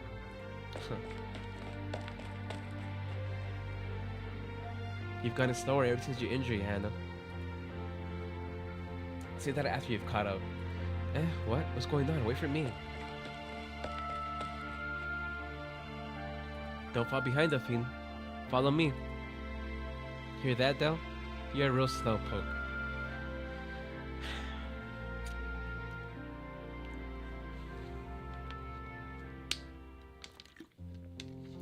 Several figures speed through the streets, and a few workers heading home after work give an inquisitive glance at the brash crew. They can't quite seem to remember who this gang is. Must be another bunch of outsiders just arrived at Northport, maybe.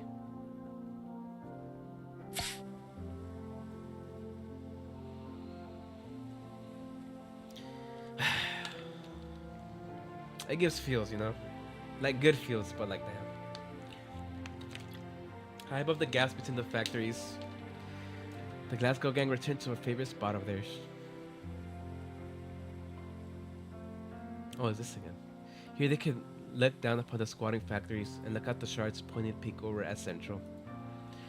It was here that they started, and it was here that they left home. After a long period of wandering about, they had finally returned to this familiar place, but I left the glass for Baird. Sure you didn't want a tipple, Dagda? No, thank you. I'm not going to embarrass myself in front of Vina again. Aura for me. I'll give your share to her then. Just fruit juice for you, Del? Don't call me that. I'm still not too used to alcohol. Suit yourself. I'll keep watch over you all. Hell yeah, finally the part where we can start bloody drinking. To Baird, to the Glasgow gang. To Baird, to the Glasgow gang. To Rhodes Island, to the Exemplars. To everyone who fought in the war. And to all those who risked their lives coming home.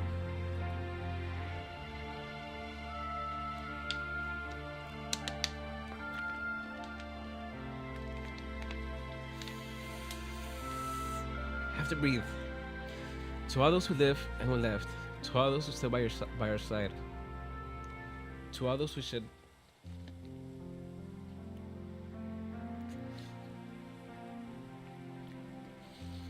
It's not that sad. It's just.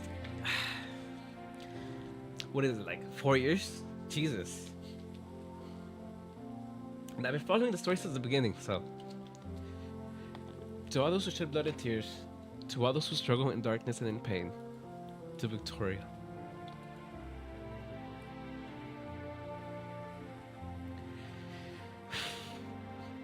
Come on.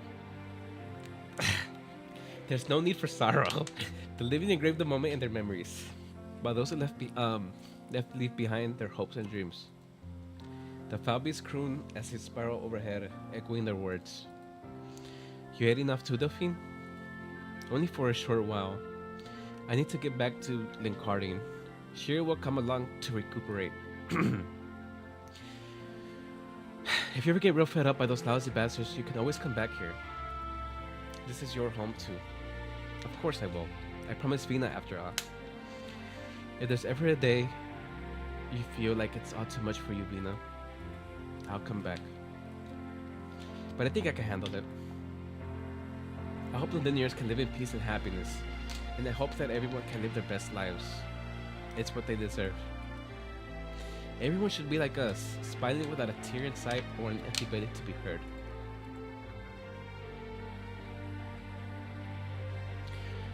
I'm not going to let everything we've accomplished go to waste. If someone tries to take it from us, I'll be fighting back. Just like how we looked after this place back then. Vina, Alexandrina, either is fine. There's no difference the way I see it, huh? If Baird were here, that's what she'd want me to do.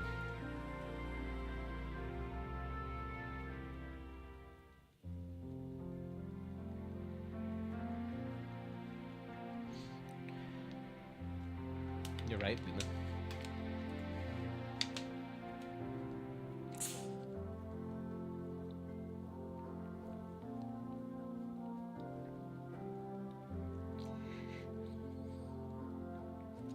Okay. I didn't expect this event to choke me up, I'm not gonna lie. To the Glasgow gang, to all of you. Welcome home, everyone.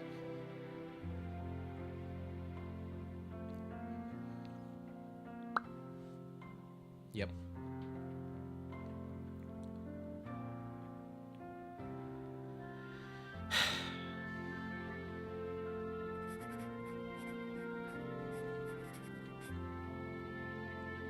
Vina left us on the morning on the day after. She didn't let us see her off. Maybe she didn't want to wake us. In truth, we were all awake. I watched her change into clothes I was never fond of and walk off on her lonesome towards Central Londonium. I hope Vina managed to get a real good night's sleep, the best she had in a long while. After all, it's only when she's at home that she doesn't need to think about anything. I spent the entire night writing down everything that happened the day Vina came home, no matter how big or small.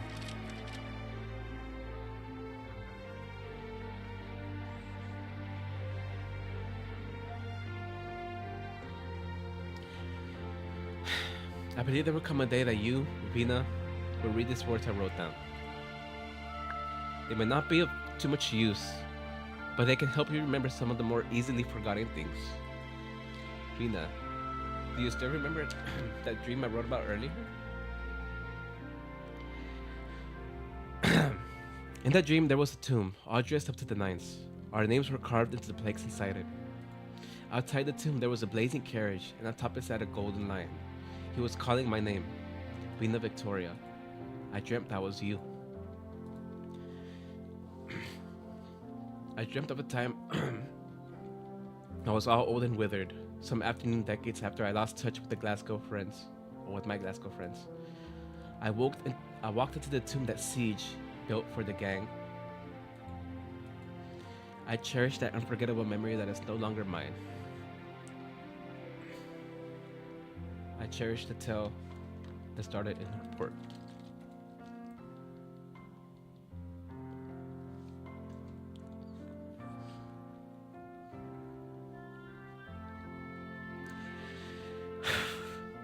Vina, from the day you put on those clothes, I knew.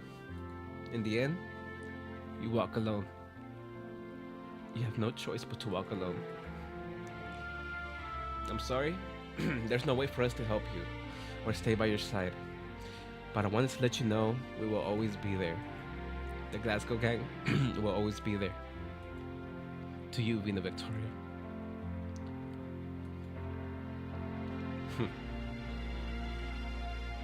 The Memoir of Alexandrina by Kate Morgan. This music isn't helping.